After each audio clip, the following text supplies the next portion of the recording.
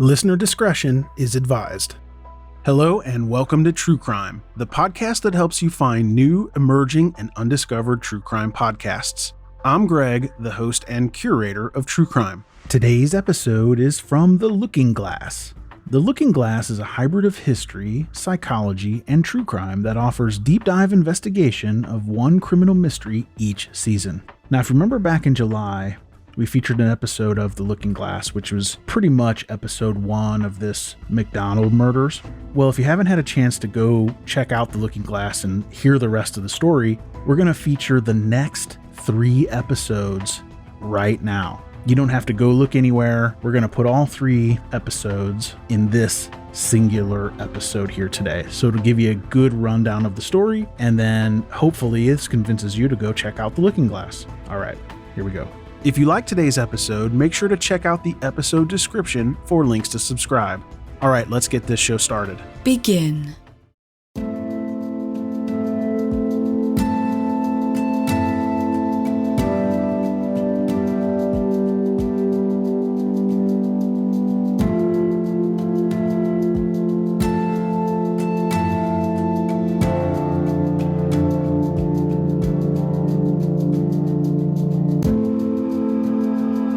In our first episode, we surveyed the basic facts surrounding the murder of Dr. Jeffrey MacDonald's family on the Fort Bragg military base in North Carolina. And we heard Jeffrey MacDonald's own recollection of that terrifying and tragic evening in February 1970. In episode 2, we considered and rejected the claim that MacDonald's account was too far-fetched to be taken seriously. Having established the fundamental plausibility of MacDonald's story, we need next to survey the facts of the case in order to see how well they conform to that story. We can begin by following in the footsteps of the Army investigators who originally worked on the case. This is Matthew Craig Kelly. Welcome back to The Looking Glass. And the wheel of destiny has turned. The survival of peace and freedom will be determined by whether the American people have the moral stamp. 5, 4. The great silent majority. Castle. Drive. Dustin Morgan composed the music and sound design for this episode. Our cast this episode features Chad Dinella as Dr. Jeffrey MacDonald, Brian Covalt as Joe McGinnis, Andy Ryder as Errol Morris, Michael Hensley as Captain Hammond Beale, and Josh T. Pearson as Victor Warheide. You can follow us on Facebook at The Looking Glass True Crime Podcast and on Instagram at The Looking Glass _podcast. We will be posting Season 1 related documents, photographs, and short essays regularly at both of these accounts. Again, that's facebook.com/The Looking Glass True Crime Podcast and on Instagram at The Looking Glass _podcast. If you enjoyed the podcast, please tell your friends. We appreciate your support. It took very little time for military authorities to conclude that MacDonald's story was a confection. Indeed, within a week of the murders, they advised the FBI to call off the nationwide search then underway for the gang of intruders that had allegedly committed the crime. No such gang existed. The Army's investigators were satisfied. In fact, within hours of the murders, the Provost Marshal at Fort Bragg, Colonel Robert J. Krawanek, told FBI investigators in Fayetteville, point blank, that no civilians had been involved in the crime, and that the case would therefore not fall within the Bureau's jurisdiction. That left only one explanation for the 3 corpses found at 544 Castle Drive, namely that they'd been the work of the 4th person in the home, the one who'd survived, Jeffrey MacDonald. What made the investigators so confident? Many things. For one, the living quarters in which the crime had occurred didn't look right. The 3 bedrooms, where the little girls and Colette had been found, were soaked and splattered in blood, and the blue fibers from Jeffrey MacDonald's torn pajama top were found all over them, especially in the master bedroom. The living room, by contrast, where MacDonald said he'd been attacked, looked relatively undisturbed. The coffee table opposite the couch on which MacDonald had supposedly been sleeping had been knocked over, but that was about it. There were no shattered glass, broken china, or scattered houseware, And unlike in the bedrooms, the blue fibers were nowhere to be found in the living room, where MacDonald claimed his pajama top had originally been ripped and repeatedly punctured in his struggle with the intruders. As conspicuous, there was no trace of water or mud in the residence, as there ought to have been if a gang of drug-addled killers had barged in from the rain and rampaged through the apartment. Perhaps most puzzling of all, MacDonald had, against all odds, survived the ordeal, despite his wife and children's having been overkilled. Had the homicidal intruders come to their senses once they'd knocked MacDonald unconscious and decided, out of the blue, to spare him the scores of stab wounds they'd inflicted on the necks and torsos of his wife and daughters? After all, nearly all of MacDonald's wounds were superficial, the only exception being a 1-inch incision beneath his right nipple, which had penetrated between his ribs and partially collapsed his lung. But both that injury and the wound patterns on the children had something in common. They were consistent with an attacker who understood, in the first case, how to injure himself seriously but not fatally, and in the second, how to quickly and quietly kill a human being, as McGinnis relates. In a report never publicly released, the Fort Bragg Provost Marshal expressed the opinion that the accuracy, similarity, and location of the wounds strongly indicates actions of one individual with expertise on vulnerability, killing as rapidly and mercifully as possible without creating any noise. He added the observation that all the knife wounds were deep and in a relatively small area of the bodies, and that there had been no disfiguring and no sexual molestation.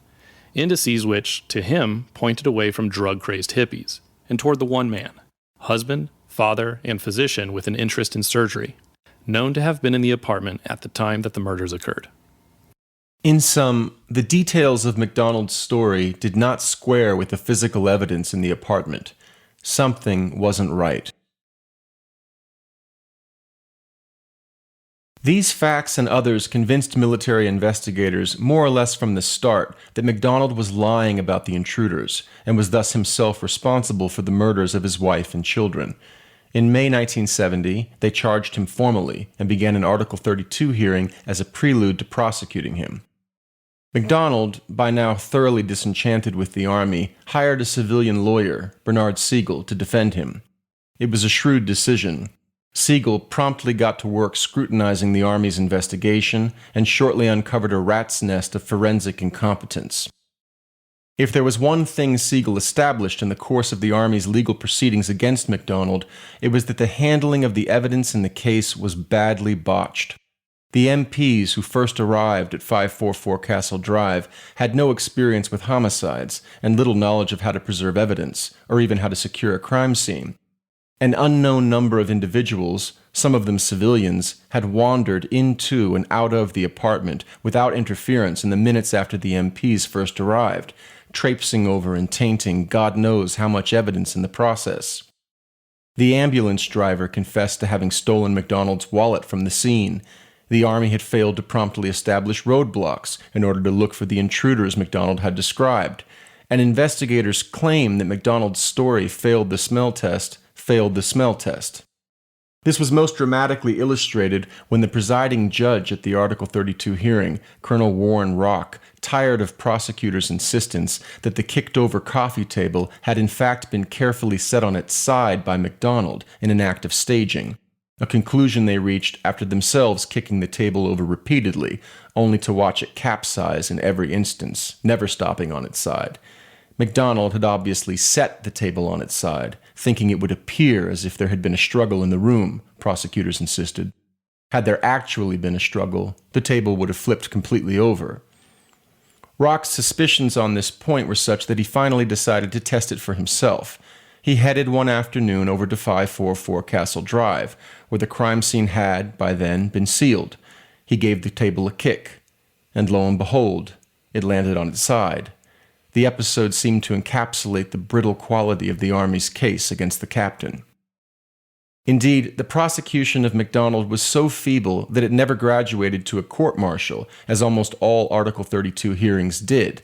Colonel Rock instead dismissed the case, but he went further than that, not merely declaring MacDonald not guilty, but proclaiming him innocent. As Rock stated in his October 1970 findings, all charges and specifications against Captain Jeffrey R. MacDonald should be dismissed because the matters set forth in all charges and specifications are not true. As we will shortly see, MacDonald's innocent legal status was not to last. But for many of those close to the Article 32 hearing, Rock's judgment was sound. Hammond Beale, Rock's advisor on the case, would later comment to Errol Morris. It's hard to believe. MacDonald lost his wife, both kids, and then ends up losing his license and freedom forever. Pretty bad for something he didn't do.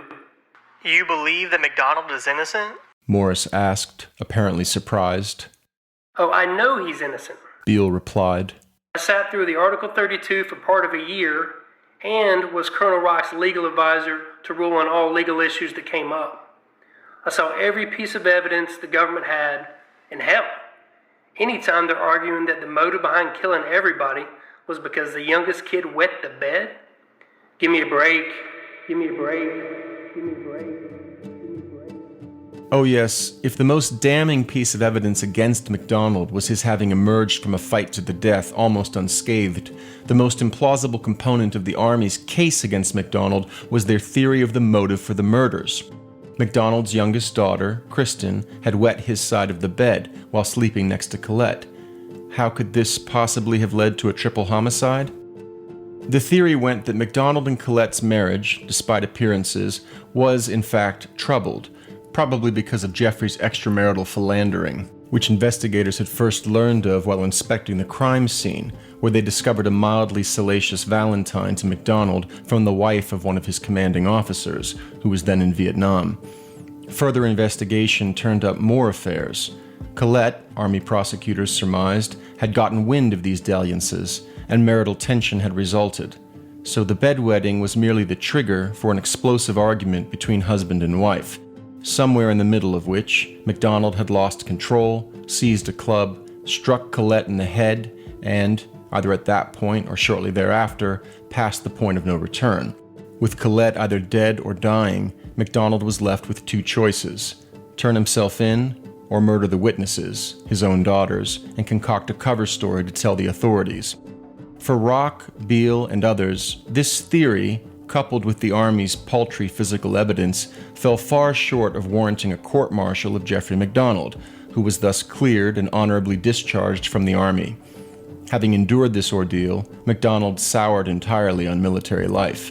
He soon moved as far from North Carolina as he could. In 1971, MacDonald relocated to sunny Southern California, where he took a job as an emergency surgeon at Long Beach's St. Mary's Hospital. Before long, he promoted up to head of emergency medicine. MacDonald had always been resilient, and despite the almost unthinkable tragedy he had left behind in North Carolina, he appeared to have turned over a new leaf on the West Coast. But even as he rebuilt his life and career out west, a storm was brewing on the opposite side of the country that would ultimately call him back and engulf him.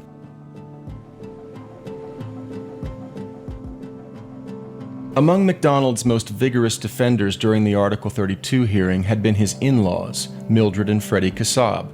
Freddie, in particular, had been a vociferously outspoken critic of the Army's investigation and was deeply offended at the suggestion that his son-in-law, Jeffrey, would have slaughtered Colette, Kimberly, and Kristen. Famously, Freddie stated during the Article 32 hearing that if he had another daughter, he would still want the same son-in-law. He was thus immensely relieved when Colonel Rock cleared MacDonald, but in succeeding months, both he and Mildred, still reeling from the loss of their daughter and grandchildren, began to grow uneasy, and before long, their confidence in MacDonald's innocence faltered. One common misunderstanding is that Freddie's epiphany that MacDonald was, in reality, a superficially charming but ruthlessly narcissistic sociopath occurred one night while watching television. It was mid-December 1970, less than a year after the murders. The program was The Late Show, hosted by Dick Cavett, one of whose guests that night was none other than Dr. Jeffrey MacDonald, whose supposed purpose in going on the show was to publicize the case and thus force the government to reopen it. Even granting that pretext, There is no historical reconstruction of early 1970s television that can dispel the fundamental weirdness of MacDonald's appearing on Cabot's show. The entire scenario was odd and probably anomalous, and yet, having acknowledged that, we must also acknowledge that MacDonald was bound to come off as off. The scene itself was bizarre. How does one act? How should one act in a fundamentally strange setting? What is the socially acceptable way to behave in a situation that is socially unprecedented? For this reason, for me, MacDonald's behavior during the interview with Cabot was, indeed, off, but so was Cabot's.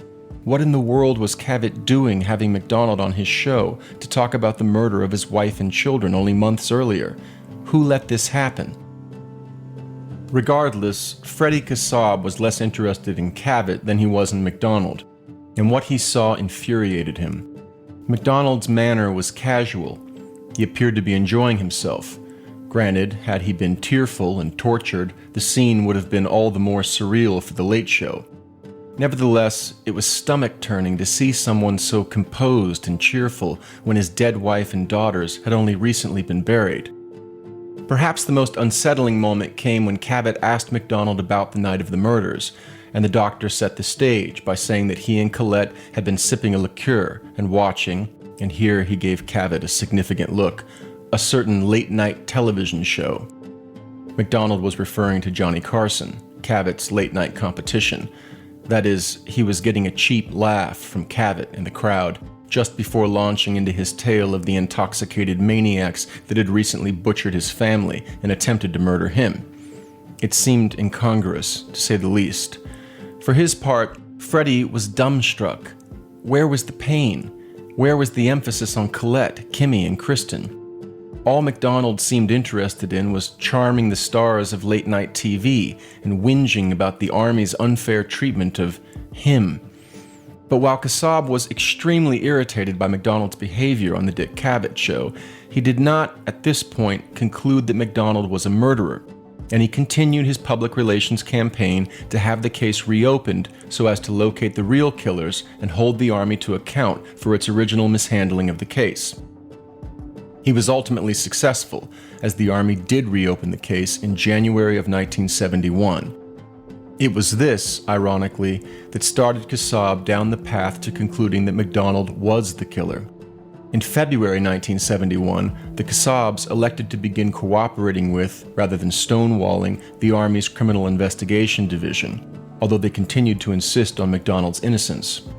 As Freddie recalled it in an unpublished manuscript, the watershed moment came in March 1971, when the CID permitted him to enter the apartment at 544 Castle Drive. Kassab had, by then, scored another significant victory against the Army. Not only had he forced them to reopen the case, but he had induced them to finally give him the 2,200-page transcript of the Article 32 hearings, which he claimed subsequently to have read at least 20 times. He was especially preoccupied with MacDonald's testimony regarding the night of the murders, which he said he perused over 100 times.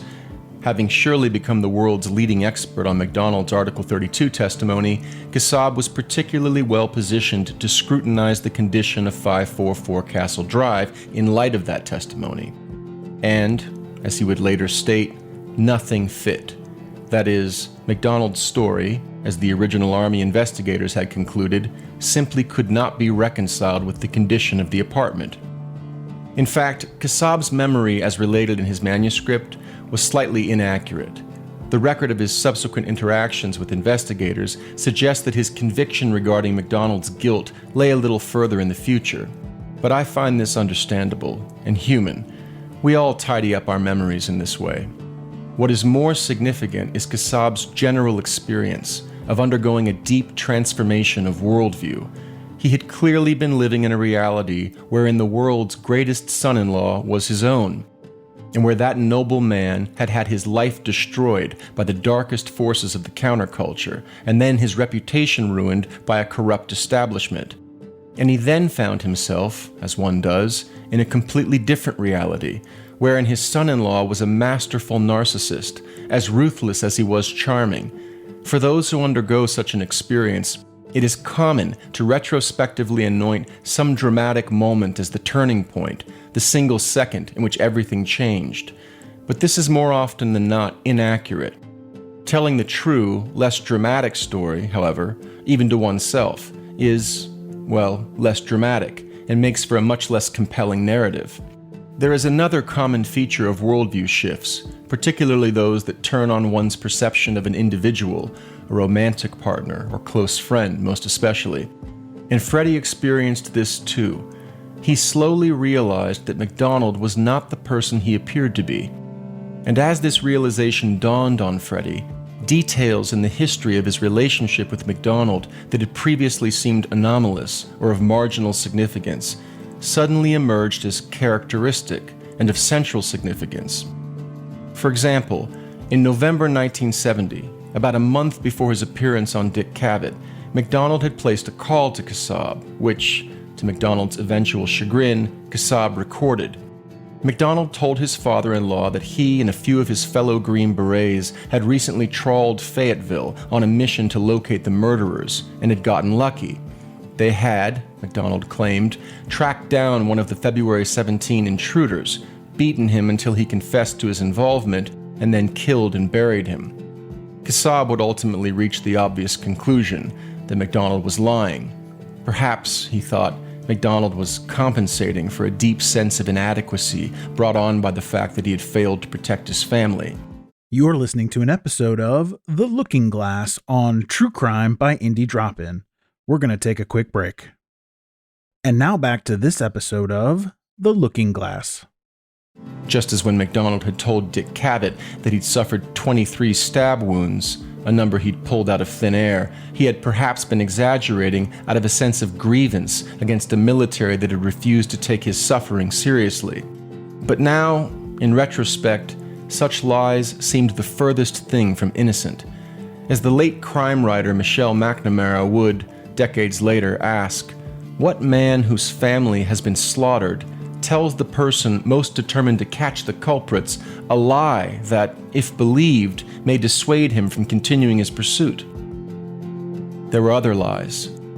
Freddie learned, for example, that MacDonald, while being held at Fort Bragg during the Article 32 hearing, had taken up with yet another woman, mere months after the utter destruction of his supposedly one true love, their 2 young daughters, and their unborn son.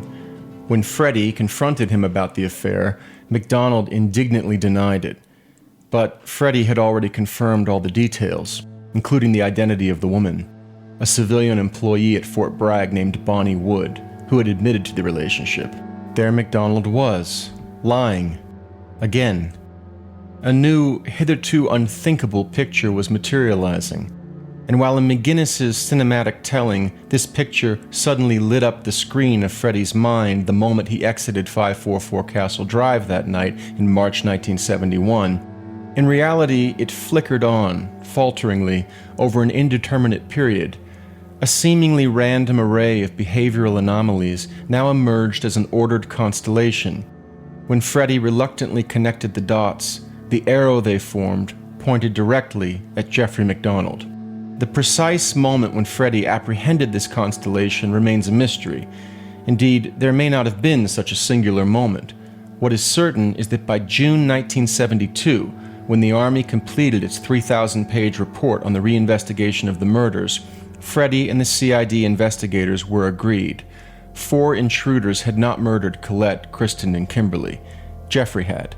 At that point, Freddie began a campaign, both a bureaucratic and a public relations one, to induce the Justice Department to reopen the case against MacDonald.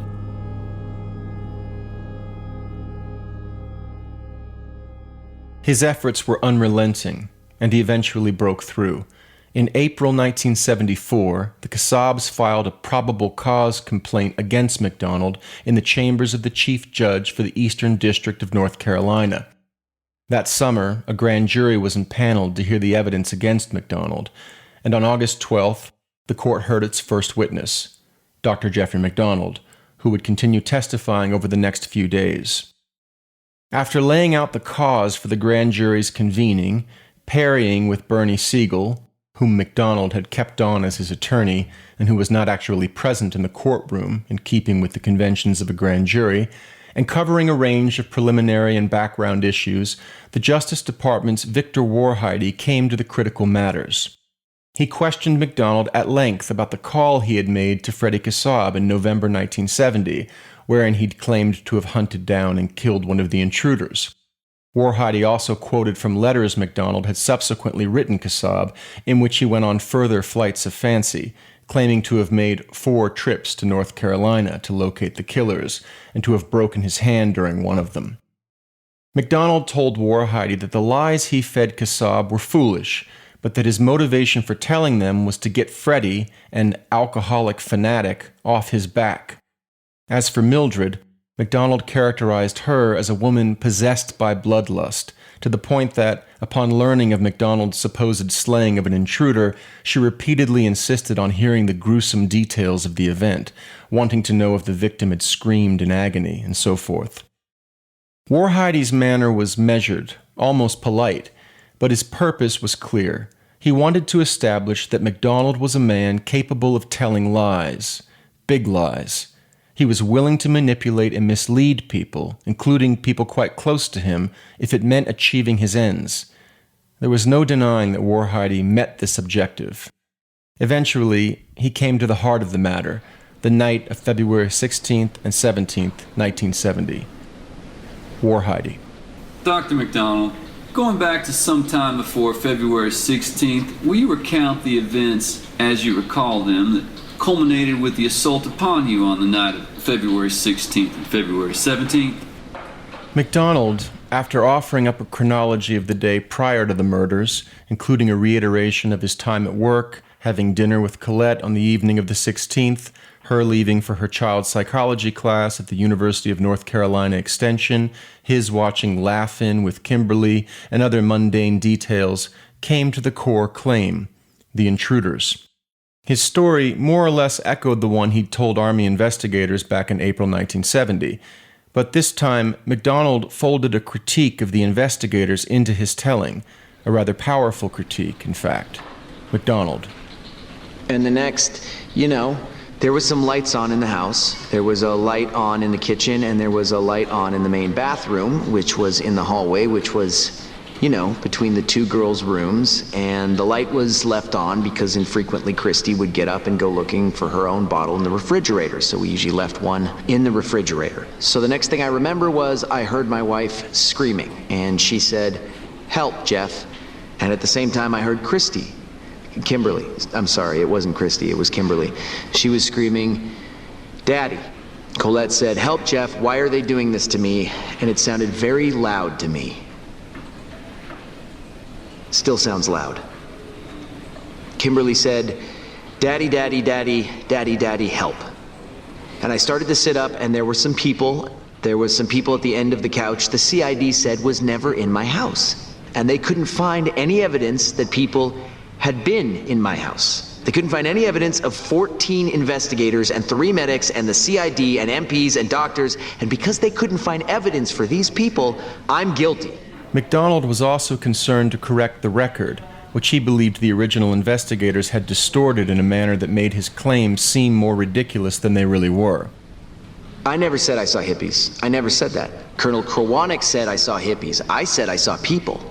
I saw a person with long blonde hair and a floppy hat on, and there was a light on her. And I never said I saw candles either. It was a light on her face, and I had the impression that there was something, I don't know if it was because it was kind of, wavering thing of an intermittent light or something, but I still think it was like candlelight, It was an impression. It was in the midst of a dark room and over a period of 10 to 20 to 30 seconds, and I never really saw her. I saw hair. I saw a face outline and a hat, and that was it. That was all I saw. And while this was happening, Colette was screaming and Kimberly was screaming, "Daddy." This guy hit me with something I thought was a baseball bat. He continued a bit later. I was listening to the screams, and I was getting hit at the same time, and I was looking at these people who were in my house. The CID can't even fingerprint a phone that an MP has used and get his fingerprints, and they tell me that they have no evidence of these people, and that's why I'm here today. That's why. It's the most preposterous. They had no evidence that Ron Harrison was in my house. They had no evidence that Captain Probst was in my house. No evidence that my mother was in my house. No evidence that the Kassabs were there. No evidence my brother was there. No evidence that anyone I ever knew was in my house except me, so I'm guilty. That's crazy. It's like something out of a bad TV show.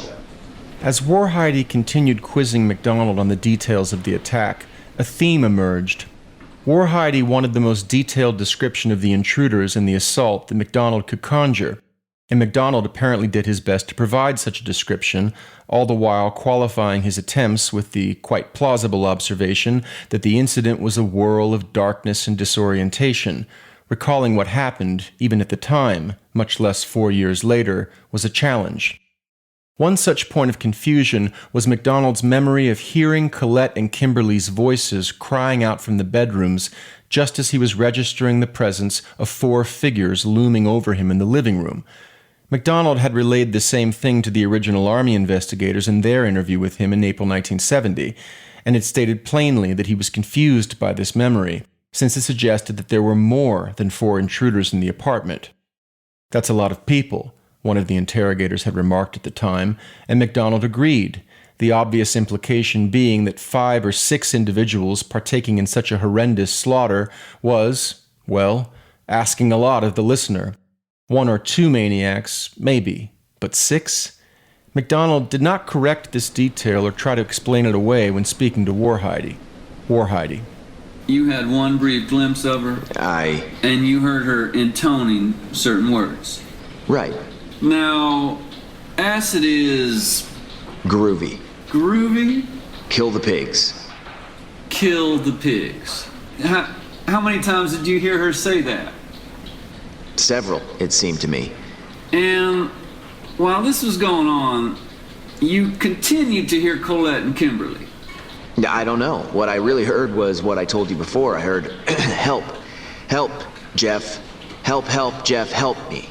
Why are they doing this to me? And I heard Kimberly, and I honestly don't know how long I heard that. Well, at least in the early part of the struggle, you heard it. Right. When I saw the 3 and probably 4 people, I still heard that. That's correct. If the listener were to flip to the relevant pages in their copy of Fatal Vision, they would notice that Joe McGinnis relays all of these details and more, often verbatim, in his telling of Warhide's tete-a-tete with MacDonald before the grand jury. And it wouldn't take much insight to also notice that McGinnis casts Warhide as the patient and practiced prosecutor, and MacDonald as Warhide's overconfident yet ill-prepared quarry. By the time McGinnis comes to this episode, the reader is already aware that MacDonald is guilty, and that supposed fact imbues MacDonald's responses to Warhide with their emotional significance. Arrogance, self-pity, indignation that is anything but righteous, however much MacDonald strained to create the opposite impression. By contrast, while acknowledging that Warhide succeeded in establishing MacDonald's dishonesty, I have selected bits of MacDonald's testimony that entail critiques of his persecutors. Critiques that McGinnis insinuates were so much rubbish, but that in fact deserve to be taken seriously, as I will now demonstrate. Let's start with MacDonald's claim that the CID couldn't find any evidence that people had been in his house, or that 14 investigators and 3 medics and the CID and MPs and doctors had been in his house. What did he mean by this? Recall that an unknown number of individuals, possibly as many as 20, including civilians, were moving, unchecked, in and out of the MacDonald home after military police first entered it on the morning of February 17, 1970. This situation persisted for 15 long minutes before investigators finally sealed the crime scene, by which time there should have been no shortage of evidence of outside individuals having been in the apartment. The problem would have been to disaggregate the grass, water, mud, and other debris carried into the apartment by MPs, medics, and civilians from the grass, water, mud, and other debris carried in by the intruders who, according to MacDonald, had preceded them. And when it came to hair and fingerprint evidence, as MacDonald rightly protested, the CID had been unable to forensically establish the presence of friends and relatives of MacDonald's who no one denied had been inside the apartment in the weeks before the murders. How, then, could anyone regard it as incriminating that the same investigators found no evidence of intruders? Another feature of MacDonald's critique of the military's case is worth underscoring. He denied that he had claimed a gang of hippies had attacked him. That, as you will recall from our first episode, was the sticking point in MacDonald's story for many people. It seemed all too convenient that 6 months after the Manson family's slaughter of Sharon Tate and the LaBiancas out in Los Angeles, MacDonald claimed that drug-crazed hippies had slaughtered his family in a similar fashion, right down to their writing the word pig in blood. Add to that prima facie implausibility the fact that MacDonald just so happened to have a copy of Esquire in his home, which focused on the Mansons and was littered with jargon like acid, groovy, and the like, and it seemed fairly obvious that MacDonald's tale was a hastily concocted cover story, not an honest recollection. But this was all wrong, protested MacDonald. He had never said drug-crazed hippies attacked him. He described his attackers as 3 males with short hair, one of whom wore an army jacket, and a woman holding a light of some sort. If there was a hippie among the 4, it was the woman, but the other 3 were relatively clean-cut. This didn't sound like the Mansons, but it did sound like the kind of people one found in Fayetteville. Disillusioned, drug-addicted soldiers recently returned from Vietnam who often disappeared into the local counterculture. That is, it sounded relatively plausible, which is why, notwithstanding the military investigators, people in the area, and especially those on base at Fort Bragg, assumed the story was true and began locking their doors and stocking up on ammunition. As MacDonald's friend Mike O'Malley would recount years later, there were bizarre, frightening, drug-centered cults in Fayetteville at the time. People in the area found MacDonald's story horrifying precisely because they found it plausible. Finally, MacDonald's odd claim that he heard the voices of his wife and daughter at the same moment he registered the presence of strange people in his living room. Why, if you are making up a story, say something like this? Why compound the implausibility of your tale by suggesting that even more psychotic intruders were in your home that morning? Why not, if you're fabricating the story whole cloth, claim that you heard your wife and daughter's screams, bolted up in bed, and then saw a gang of intruders emerging from the hallway and entering into the living room?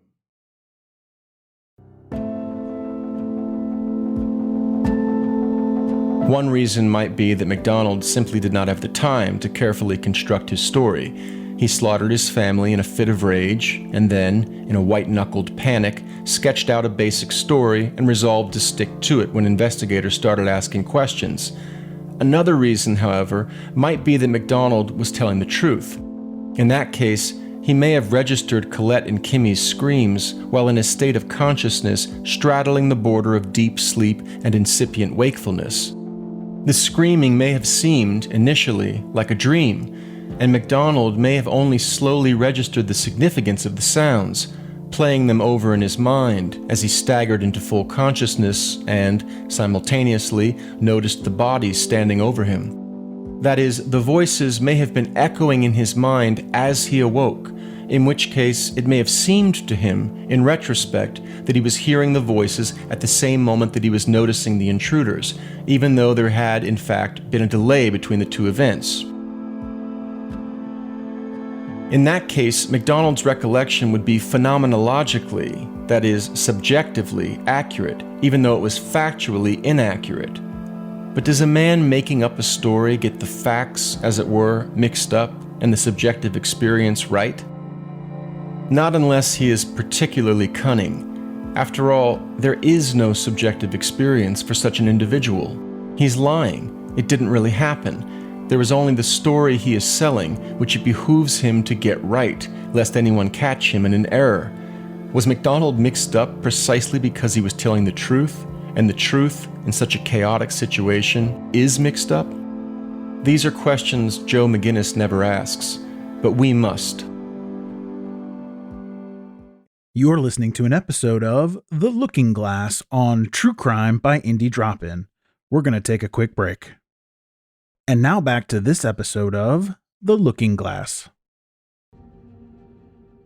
Let's return now to the grand jury. Eventually, MacDonald is permitted to read a prepared statement to the court. This statement is somewhat rambling and long-winded, but nevertheless amounts to a powerful prima facie rebuttal of the government's case against him. I here excerpt key portions of it and periodically cut in to clarify MacDonald's claims. MacDonald. What I really have is not a statement. I just have some notes that I've been jotting down from all the questioning. If I could just go over some points that seem to me are left unclear, if that's okay. I just want to repeat our attitude towards locks. You know, we've had a lot of specific questions about locks. We never worried about it or even thought about it. If we thought about it, we went and locked the door, but it wasn't a big deal. War hiding. All right. I'd just like to reiterate something that's very interesting to myself at this point. Despite the fact that allegedly, and the CID agents are going to come here and testify that they were investigating other people, I never saw a photo or a lineup of anyone, despite their claims to me and their statements under oath that they had people in custody. Now, it's really bizarre to me that they would do an investigation and investigate 3,500 people and detain people and never show me one single photograph of anyone. That's a very unusual way to solve a crime, it seems. Now, I'm sure it's going to occur to the grand jury, if what I'm saying is true, how did this incredible sort of prosecution ever get going? And I'd just like one sentence to sort of my theory, if I'm allowed that. MacDonald will now refer to 3 individuals who played a key role in the investigation that culminated in the Army's Article 32 hearing back in the summer of 1970. Franz Grebner, the head of the CID at Fort Bragg, and 2 of the investigators working under him, Robert Shaw and William Ivory. It just seems to me from what Mr. Grebner has said under oath and from what Mr. Shaw and Ivory say, especially in these 3 depositions that we've given you, that what they did was make very, very critical errors on the morning of the 17th. Never check them. Have the interview with me 6 weeks later, and from that point on, they were set up sort of for a prosecution. It sounds absurd, sounds absolutely ridiculous, but Mr. Grebner has testified under oath that he walked in the house, that he made a decision, that the living room was staged, and we asked him why, and he said, because of the flower pot. All he had to do was ask an MP. All he had to do was line up the MP and say, has anyone seen anyone touch anything? He never did it. The first time the MPs were questioned was 6 months later. Now that's unbelievable police work. The flower pot to which MacDonald refers was, along with the tipped-over coffee table, a key proof of his having staged the crime scene, according to Franz Grebner, that is. Why? Because it was sitting upright on the living room floor, rather than lying on its side, as it should have been if it had been knocked off the coffee table, or wherever it had been sitting, when MacDonald began struggling with the supposed intruders. We will return to this point shortly.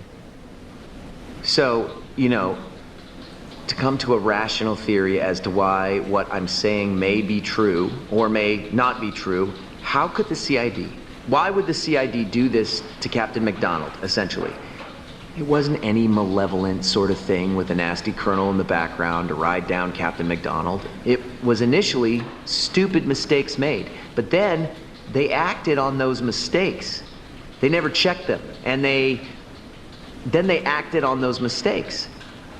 One of them was the flower pot. I mean, if they think I staged a scene and dumped out a flower pot and then stood the flower pot up, that's unbelievable reasoning. They also never bothered to ask the doctor if they had moved anyone because apparently to them, very important fibers wound up under the body of my wife. Fibers that they say belong to my pajama top. Well, apparently we're never going to know if they could have belonged to my pajama bottoms either. Here MacDonald refers to the fact that medics at the hospital threw out his pajama bottoms, which had been ripped badly through the area of the crotch, and thus would have shed fibers in abundance. But the fact is, they never asked the doctor, and the doctor stated that he picked her up and looked at her back, and that the cloth could have fallen off her onto the floor at that point. In addition, I moved her. Apparently, they failed to take that into consideration. MacDonald continues harping on the theme of crime scene preservation, or the lack thereof, and soon comes to the testimony of the military police who first arrived on the scene on the morning of February 17th. Sergeant Duffy, an MP, came to the Article 32 hearing and testified he walked into the room and the drawers were open and clothing was hanging out as though they had been ransacked. Apparently, the photographs don't show that. Now, I've never seen the photographs of the bedroom, but the point is the CID sort of neglects to mention all these things. When they say there were no perpetrators in the house, or as they like to say it, alien beings. That's the most absurd reasoning. Look, I'm here, obviously, defending myself, so what weight does my word carry? But to say that they found no evidence of other people in that house when they had the back door open and the front door open, both doors open, having people walking in and out at random with no guard at Kimmy's room, and no guard at Chris's room, and no guard at the master bedroom, preserving the crime scene, all you have to do is read Lieutenant Pock's testimony. He had no idea how many men he had under control. He didn't know their names. He didn't give them any orders except don't touch anything. That's all he said. He didn't station guards at the door. There were unknown numbers of people, including someone in dungarees walking through that house who sat on the couch. To reconstruct that initial hour, apparently after they arrived, is going to be impossible. But I suggest to you, sir, that doesn't make me guilty of homicide. A few moments later, MacDonald charges the Army with severely mishandling the fingerprint and photographic evidence from 544 Castle Drive. Apparently, we have a significant number of fingerprints, including fingerprints on the door leading into the house to the utility room that were destroyed. Now, I don't know if that's obstruction of justice, but it sure seems like a lot of incompetence in the Army. They're guilty of something for that, and I know because I was in the Army. The photographs, the same photographs that are allegedly or probably being used to incriminate me again here, I'm just railing against the system, sir, are the same photographs that I've seen several copies of with different things in them. We see photographs with my wallet in it, then my wallet was stolen. We see photographs with things on the end of the couch, other photographs with things not on the end of the couch. Moments later, MacDonald raises the matter of the Army's apparent failure to establish roadblocks on the morning of the murders in order to capture the intruders as they fled the scene of the crime. Lieutenant Pock also testified he would have been the one to set up the roadblocks, or at least issue the orders. And he never issued an order for roadblocks. So despite Colonel Krowanik's statement to the press the next day that the base was shut down, there never were roadblocks up. At least we, who have made an attempt, have never been able to find one single person to say there was a roadblock. We found people to say there weren't roadblocks. We have heard comments like, well, there were roving roadblocks. What is a roving roadblock? But the CID and the Colonel Krowanik, the head of the Provost Marshal, apparently implicated me because a group of assailants that were in my house that night were never found. I suggest they weren't found because of that initial couple of hours where unbelievably bad decisions were made. Mr. Grebner stated to us that one agent, now you've got to think about this for a second, one agent interviewed 500 people in 2 days. That is the most outlandish statement that could ever be made. 500 people in 2 days? He must have put them in an auditorium. And then he testified, by the way, that he had to go see most of those people. 500 interviews in 2 days. And he excluded them. They had alibis. Well, I hope I'm getting my point across. To say that I committed homicide and murdered my wife and kids on that is the most atrocious, insane reasoning. And for me to be here again today is crazy. This is insanity. The Army reinvestigation was done a year and a half ago. I've heard better questioning. I've heard legitimate questioning here, but I haven't heard anything that shouldn't have been asked, if not in the first investigation, in the second investigation. Recall that the Army conducted 2 investigations into the murders. The first culminated in the Article 32 in the summer of 1970. After MacDonald was cleared of wrongdoing in the Article 32, both he and his father-in-law, Freddie Kassab, waged a public campaign to have the case reinvestigated in an effort to find the killers and to hold the Army to account for its incompetence in the first investigation.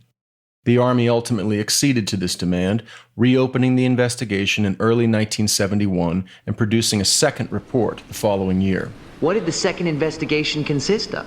The Army spending a year and a half, $2 million and 10,000 pages, 3,000 pages, or whatever it comes to, making sure that we can't prove that the CID made some mistakes. That's what they did. The witnesses that they talked to, that have since talked to me, said that they asked the exactly same questions as the first time around. Exactly. Did Jay MacDonald use drugs? Well, yeah, we've heard that. Did Jeff MacDonald use drugs? No, not to my knowledge. Thank you. If you add it all up, it sounds terrific. They've had 2 Army investigations, under their words, the biggest investigations the Army has ever had, and they can't find the group of 4 assailants. So therefore, I'm guilty. All I'd like to say, sir, is, you haven't asked me. I didn't murder my wife and my kids. And to the best of my knowledge, despite what the perverse Mr. Ivory thinks, Colette didn't either. And if you want me back in 3 months, call me back. Or Heidi. All right, Dr. MacDonald, I appreciate your appearing before the grand jury and answering all of our questions. And we will... Let me just say one last sentence. I don't mean to keep you here all weekend. Let me just give you the last thing I say, all right? An example of the kind of things that these men allegedly investigated and obviously didn't investigate. For instance, Mrs. Daw, a classic example, Mrs. Daw. And I don't know the truth or falsity of this. I honestly know nothing about it except what I heard in the testimony room. Apparently, Mrs. Daw is a warrant officer's wife who lived on post at some time near this time. And this is really a paraphrase. She had a daughter, Kimberly. She had a son, but apparently he was a young, blonde son named Chris. Her husband is my height and weight and has blonde hair.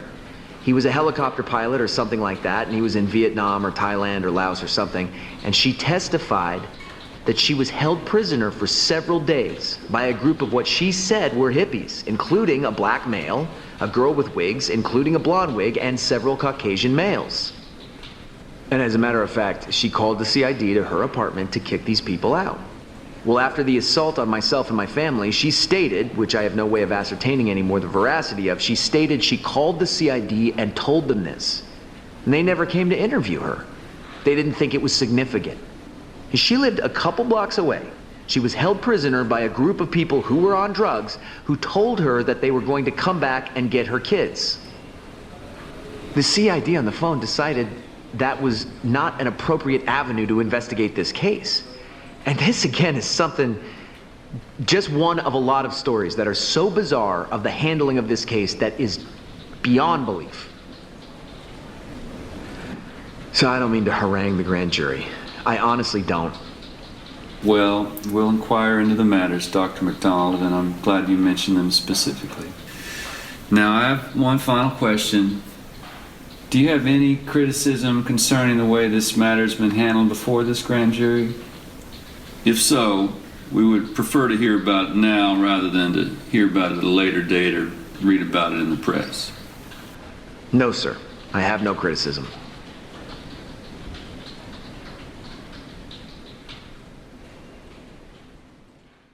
If the claims MacDonald makes here are true, they are arguably devastating to the government's case against him. But, as Warheide demonstrated, MacDonald cannot be taken at his word. So let's go through them. Let's start with this one. MacDonald stated that Franz Grebner had testified during the Article 32 that a single CID agent had, over a period of only 2 days, interviewed 500 individuals in the hunt for the assailants he described. That is mostly accurate. It was over a 3-day period, to be fair, but it would also be fair to note that Grebner's broader claims regarding the number of people interviewed sound even more ridiculous when one consults the transcript of his testimony. Again, we are going back in time now, to the Article 32 hearing in the summer of 1970. Army Prosecutor Captain Clifford Sommers. How many people were interviewed by these investigative agencies in the first week after the murders? Franz Grebner.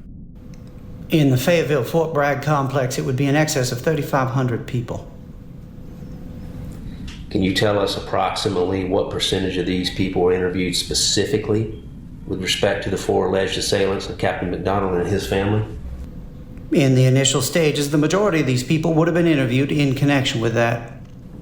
Can you give us some idea how many people were interviewed in the first week by the Criminal Investigative Division?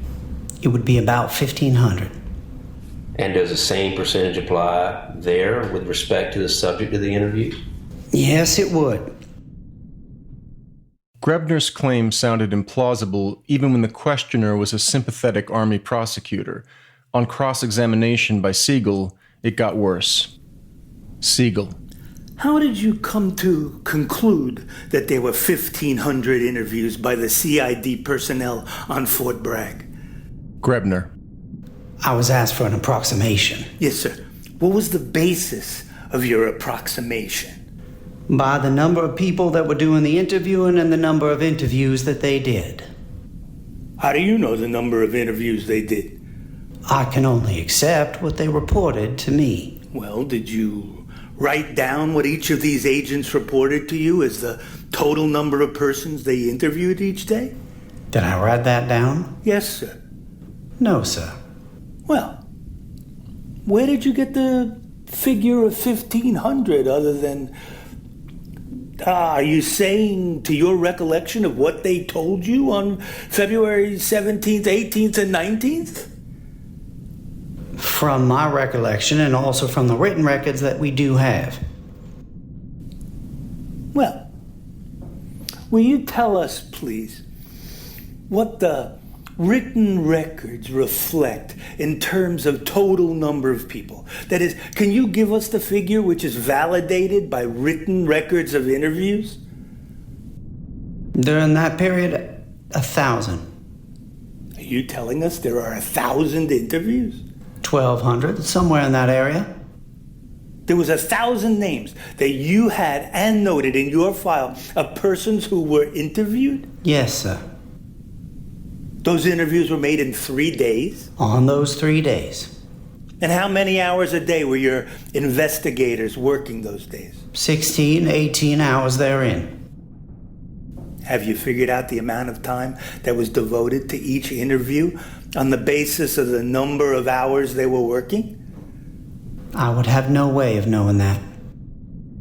Do you have any idea of how long or how short the interviews were? I object. He answered the question. Your objection is overruled, Captain Summers. It would vary with each interview. Some would last a matter of several minutes. Some would last perhaps hours. Can you tell me how many interviews that your agents conducted lasted 1 hour or more? In those days? Yes, sir. Those 3 days, perhaps 5 or 6. You're listening to an episode of The Looking Glass on True Crime by Indie Drop-In. We're going to take a quick break. And now back to this episode of The Looking Glass. Siegel asked Grebner how many CID investigators were conducting these 1,500 interviews, 5 or 6 of which exceeded an hour, in a mere 3 days. Grebner ticked off 7 names and added that provost marshal investigators had also conducted some of the interviews. Let's assume they numbered 7 too. One individual had apparently conducted 500 interviews in 3 days, so I suppose another 13 could have conducted 1,000. It's still a whole lot of interviews, though, and if we're being serious, Grebner's claim is not believable. Clearly, then, as MacDonald was suggesting, the Army was falsely claiming to have scoured heaven and earth in search of the killers. Why? Why not give a more realistic portrait of the early search for the supposed intruders? It may have been that the Army was protesting too much. That is, their exaggerated claims regarding the search may have pointed to an underlying knowledge that no serious search for the killers had been undertaken. We can do more than speculate in this connection. According to a memo sent by Fayetteville FBI agent Jim Lothspeech to Director J. Edgar Hoover, Lothspeech had met with Colonel Krawanek on the day of the murders. He instructed Krawanek that, since civilians had been involved in the crime, the FBI would be assuming control of the investigation. But Krawanek assured Lothspeech that Captain MacDonald had committed the murders, so no civilians had been involved, and therefore the Army, not the FBI, would be heading up the investigation. Given the Army's knowledge of MacDonald's guilt on the morning of February 17th, How serious could the search for the non-existent intruders over the next 3 days, much less weeks, have been? Let's look at another of MacDonald's claims before the grand jury. He said that he was unaware of any evidence that roadblocks had ever been established around Fort Bragg in order to catch the intruders he had described to investigators. Here, too, MacDonald was right. Indeed, more right than he knew, as McGinnis himself wrote in Fatal Vision. Contrary to what the provost marshal had told the press, roadblocks had never been established. As an open post from which there were more than a dozen exits on well-traveled routes, Fort Bragg could not have been sealed in time to prevent the killers, had there been killers, from escaping. All that had been done in the first moments after the discovery of the bodies was to call the morning shift of military police in early and to have them check cars at random, looking for one containing 2 white men, 1 black man, and a girl with a floppy hat and long blonde hair. By 6 a.m., even this ineffectual attempt at search had been discontinued because of the heavy buildup of traffic on post. McGinnis, naturally, embeds an apologetic in his acknowledgement of the Army's failure to establish roadblocks, suggesting that doing so would have been infeasible. This itself seems implausible, however. At a minimum, the Army could have set up roadblocks at the exits closest to MacDonald's residence. MacDonald's complaint about his pajama bottoms having been thrown out at the hospital was also valid. His accusers had made a great deal of the presence of his blue pajama fibers in the children's rooms and master bedroom. How did they get there, if he'd torn his pajama top in the living room and then removed it in the master bedroom, all before ever entering the children's rooms? This was seemingly powerful circumstantial evidence of MacDonald's guilt, or at least of the unreliability of his memory of the sequence of events on February 17th, until one remembered that MacDonald's pajama bottoms, which he had never removed, were also torn, as 3 different medics who tended to MacDonald on February 17th testified during the Article 32. Small wonder, then, that blue pajama fibers had been found everywhere he claimed to have been, including the children's rooms. MacDonald also disputed the supposed significance of the fact that blue fibers had been located beneath Colette's body. How, investigators wondered, did they get there if MacDonald's pajama top had been torn in the living room and he then draped it over her prone body on entering the bedroom? Didn't the fact that fibers had been found beneath Colette's body also indicate that MacDonald's story was inaccurate? Whereas, if, as the Army surmised, he and Colette had begun violently fighting in the master bedroom and she had torn his pajama top, fibers might have fallen on the floor prior to her death, and her dead body, therefore, may have wound up on top of them. But this theory held water only if Colette had lain undisturbed prior to investigators locating the fibers beneath her body. Alas, the physician who examined Colette at 544 Castle Drive that morning, Dr. William Neal, testified that he did move her body, and his memory was confirmed by the testimony of Major Joe Parson, the assistant provost marshal on the scene. If fibers from MacDonald's torn pajama top and bottoms were scattered throughout the apartment, and an unknown number of individuals were moving throughout the crime scene, anyone might have deposited them beneath Colette, including the physician and the investigators themselves. What about MacDonald's assertion that an MP had testified at the Article 32 that when he arrived at 544 Castle Drive in the early morning hours of February 17th, drawers in the master bedroom appeared to have been pulled open, such that items of clothing were hanging out, but that in the crime scene photos, the drawers were closed? During his Article 32 testimony back in 1970, Sergeant Robert Duffy did claim that he had noticed a drawer pulled out in the master bedroom and had formed the impression that, in his words, stuff was hanging out of the drawers, as if someone had looked through them. Yet, when shown a crime scene photograph of the same chest of drawers, all of the drawers were closed. Duffy stuck by his testimony nevertheless. One of the drawers had been open, with clothes hanging out. In fact, Duffy was not the only MP whose distinct memory of the crime scene differed from what had been recorded in the crime scene photos. During his Article 32 testimony, MP Kenneth Micah was shown pictures of both the master bedroom and the living room that differed from his recollection, of which he was certain. Micah followed behind Sergeant Tavere, who was the first person to enter the residence that morning. When Micah saw Colette, her midriff was exposed, but in the crime scene photo shown to him during the Article 32, it was covered by what appeared to be a white towel. Micah also did not remember the blue pajama top being draped over Colette's chest. On the contrary, he had a distinct memory of Colette's exposed left breast. The crime scene photographs of the living room also did not conform to Micah's memory. When he had entered the living room, among the items he'd noticed was the infamous flower pot, which was lying on its side.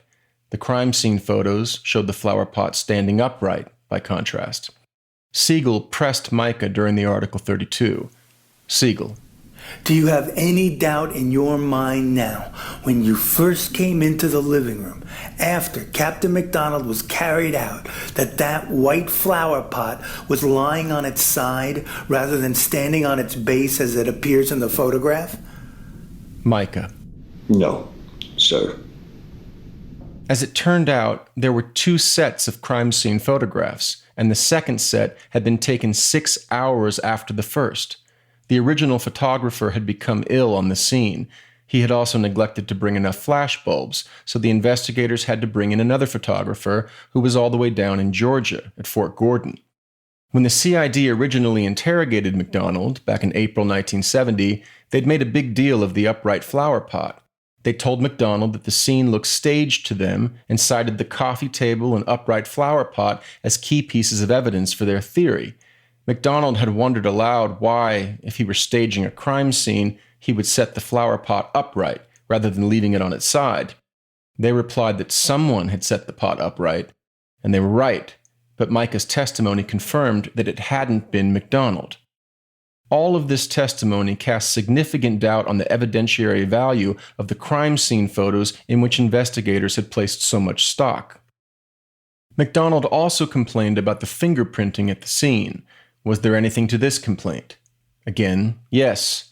Researchers Jerry Allen Potter and Fred Bost turned up ample evidence of Army malfeasance on the fingerprinting front.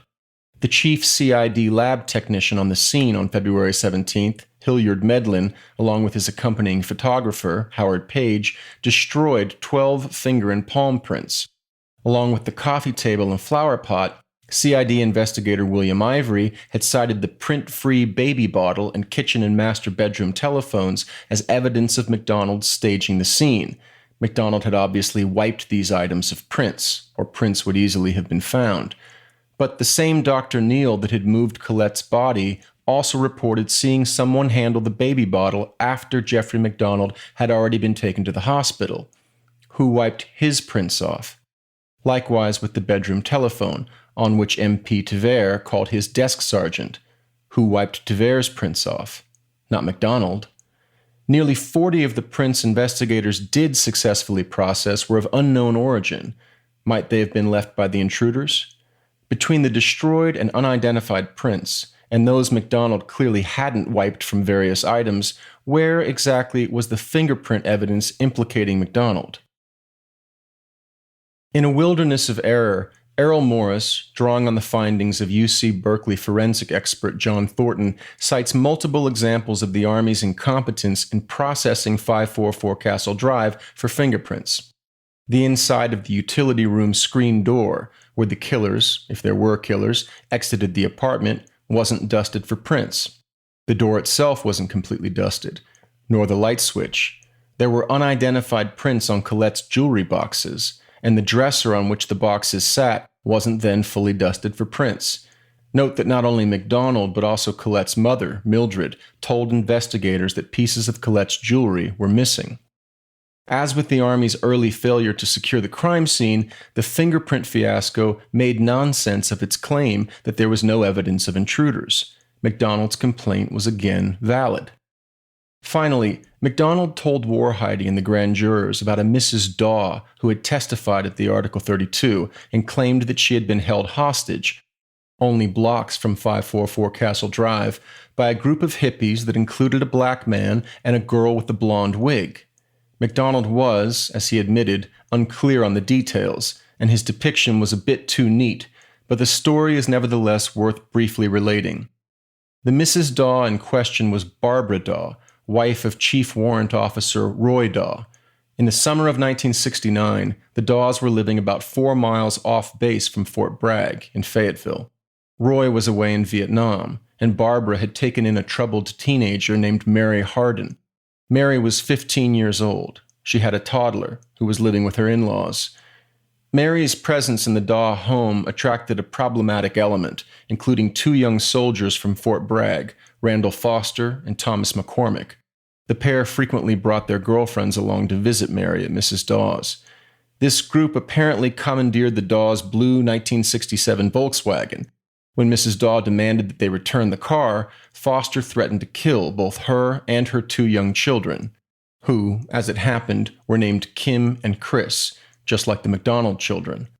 Over a period of several weeks, both Foster and McCormick repeated this threat at least 6 times. Mrs. Daw ultimately learned from Foster that the group was using her car to transport drugs into Fayetteville. Their connection was reportedly a black male. Mrs. Daw wrote her husband in Vietnam regarding this situation, and he immediately received permission to return home. In November 1969, he and Mrs. Daw moved into military housing on Fort Bragg. Their residence was only a few blocks from the MacDonalds. Mrs. Daw never saw Foster or McCormick after that, but she did begin receiving strange phone calls, some of which she believed to be from McCormick, but others of which sounded, according to Mr. Daw, like a black male. Siegel questioned Mrs. Daw at the Article 32. Siegel. Now, about when did you move on to the post? Daw. About November 1969. Yes. And what was the address again that you moved to? 119 LeBlanc. And do you know where the MacDonald house is located at 544 Castle Drive? Not until after I heard the news. Can you tell me now that you know where the house is, how far your place was on LeBlanc? Castle Drive is just a couple of blocks. When did you learn about the MacDonald killings? The morning after. My husband and I had set the alarm, the radio, to go off real loud. It went off that morning and they were telling the news, and they were telling about the MacDonald children getting killed and his wife. Did they mention the names of the MacDonald children? That upset me because all of the past flashed back to me about hippies and 4 people, and I happened to... I told my husband to, and he went there on post to the MP station. Could you give us any information, please, as to the appearance of Mary Hardin? She had short, reddish hair, kind of a blondish red. Did she ever wear any kind of hairpiece? She had a fall. It was long hair. It was about the color of her hair. When you say fall, is that a hairpiece which really gives the effect of long hair in the back? Yes. It doesn't change the contour of the hair in the front? No. About how tall was Mary Hardin? About 5'4", maybe? No, 5'5", I guess. And what was her build? She was about average. How about Chris Jones? That was McCormick's girlfriend. About how tall is she? She was sort of tall. She was slim. Was Chris Jones taller than Mary Hardin? Yes. Was she as tall as yourself? No, not quite. You are how tall? I'm 5'7". What color of hair did Chris Jones have? It was about shoulder length, and it was long blonde. Well, light blonde. And what was her build? She was slim. Now, you related these various episodes to your husband, did you not? The things that happened to you while he was away. Yes, I did.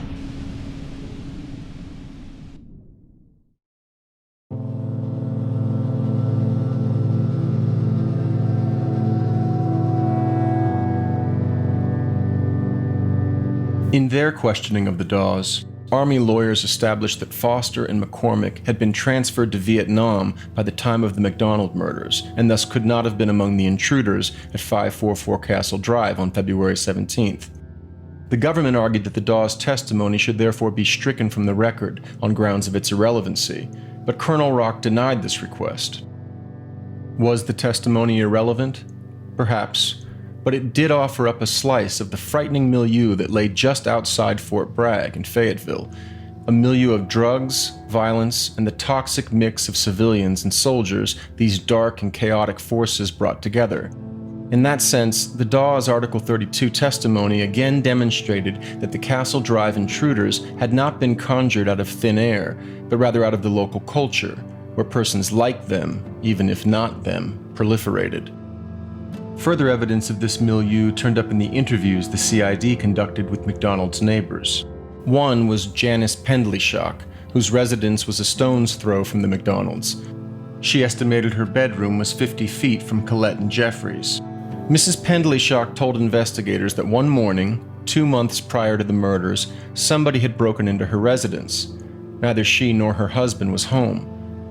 In a chilling portent of the word pig being written on the MacDonald's headboard in blood, the intruder at the Pendleyshocks had entered the master bedroom and, using Mrs. Pendleyshock's lipstick, scrawled obscenities on the vanity mirror, along with the words, "Look in the closet." She did, but she found nothing out of the ordinary, according to the CID report. The trespasser had also strewn Mrs. Pendleyshock's undergarments about the bedroom, a textbook fetish burglar behavior.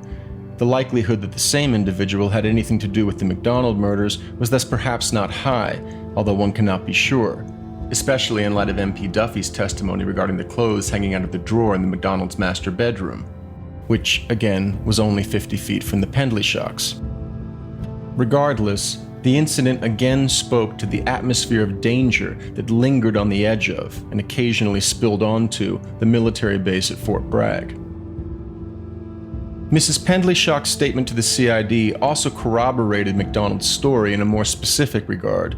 MacDonald had begun his rambling monologue before the grand jury with a comment about how he and Colette often left their doors unlocked, an important point, given that investigators had found no evidence of a break-in on February 17th, no damaged locks, windows, or door handles. It thus appeared that if intruders had entered the residence, they had simply walked in through an unlocked door, as had the MPs themselves in the pre-dawn hours of February 17th. Mrs. Pendleyshock, who had only a passing acquaintance with the MacDonalds, offered unprompted confirmation of Jeffrey's claim. She told the CID that she had met Mrs. MacDonald at an officer's wife's coffee in January 1970, and Mrs. MacDonald mentioned to her that she felt so safe on Fort Bragg that she left her doors constantly unlocked. Another neighbor of the MacDonalds, Rosalie Edwards, told the CID the same thing. As another report noted, Mrs. Edwards had occasion to go to the MacDonald home during the day, primarily to use the MacDonald dryer, which was located in the utility room. The door to this room, the outside door, was always open. Colette never locked this door, and Mrs. Edwards recalled talking to Colette about the secure feeling one has living on an army post.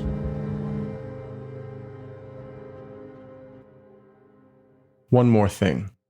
Mrs. Pendleyshock told the CID that her dog's barking had briefly awakened her sometime during the night of February 16th, 17th, and she had heard something. A woman was screaming in the distance.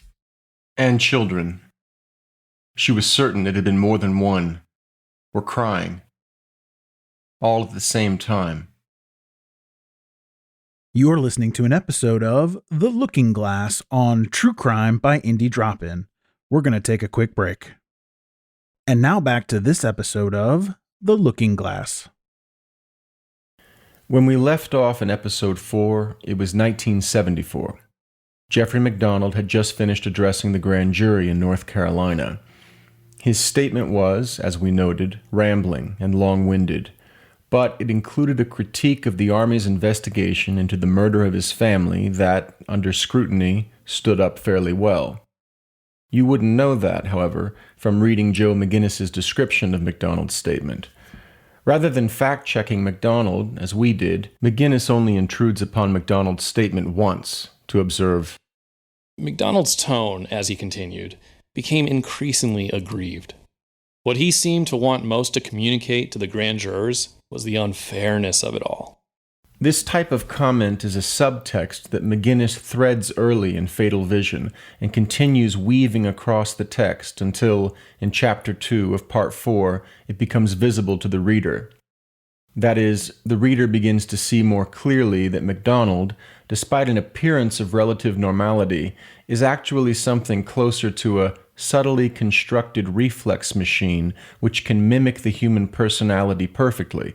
To quote from Hervey Cleckley's 1941 book, The Mask of Sanity, as McGinnis himself does in the conclusion of Fatal Vision. But as early as the introduction, McGinnis is already hinting at this theme. For example, in recounting his first meeting with MacDonald in June 1979 in Southern California, McGinnis writes, "After the meal, Jeffrey MacDonald took me back to his condominium. There was a jacuzzi just off his master bedroom, wall-to-wall carpeting, a lot of glass. Glass-top tables, sliding glass doors, and large mirrors lining the walls. I had never before been in a home in which such a large percentage of wall space had been given over to mirrors." It's almost as if MacDonald was in love with his own reflection, a la Narcissus. McGinnis artfully circles back to the mirrors theme in the conclusion when discussing his post-conviction return to MacDonald's condominium later the same year. Jeffrey MacDonald's condominium was quite comfortable, once I got used to all the mirrors.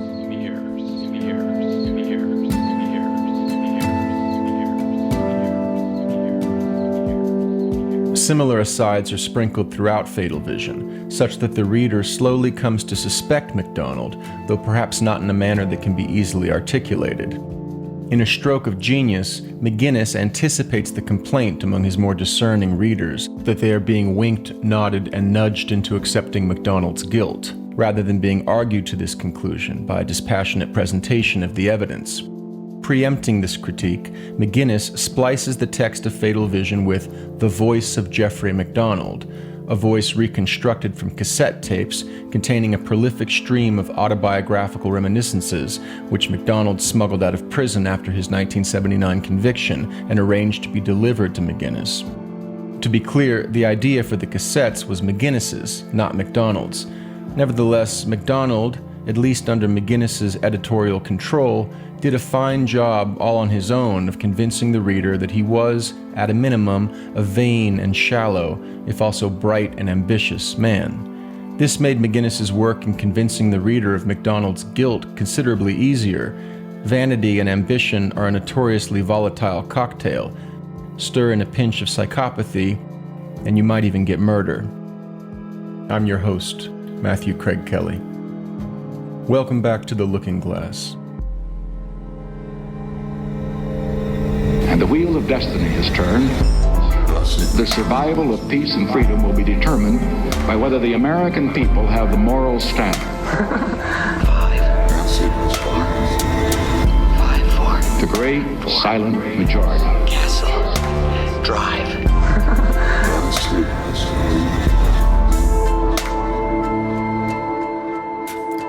Dustin Morgan composed the music and sound design for this episode. Our cast this episode features Chad Dinella as Dr. Jeffrey MacDonald, Brian Covalt as Joe McGinnis, Angela Featherstone as Juror Number 1, Jeffrey David Harvey as the former Chief of Psychiatry at Walter Reed Army Hospital, Josh T. Pearson as Victor Warheide, Stephen Heller as the Second Army Psychiatrist, Charity May as Juror Number 2, and Yeshaya Blakeney as the third psychiatric witness.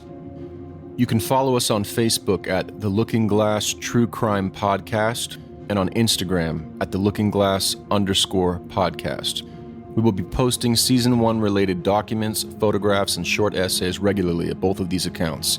Follow us on YouTube and TikTok at The Looking Glass True Crime. If you enjoy the podcast, please subscribe and give us a 5-star review. We appreciate your support.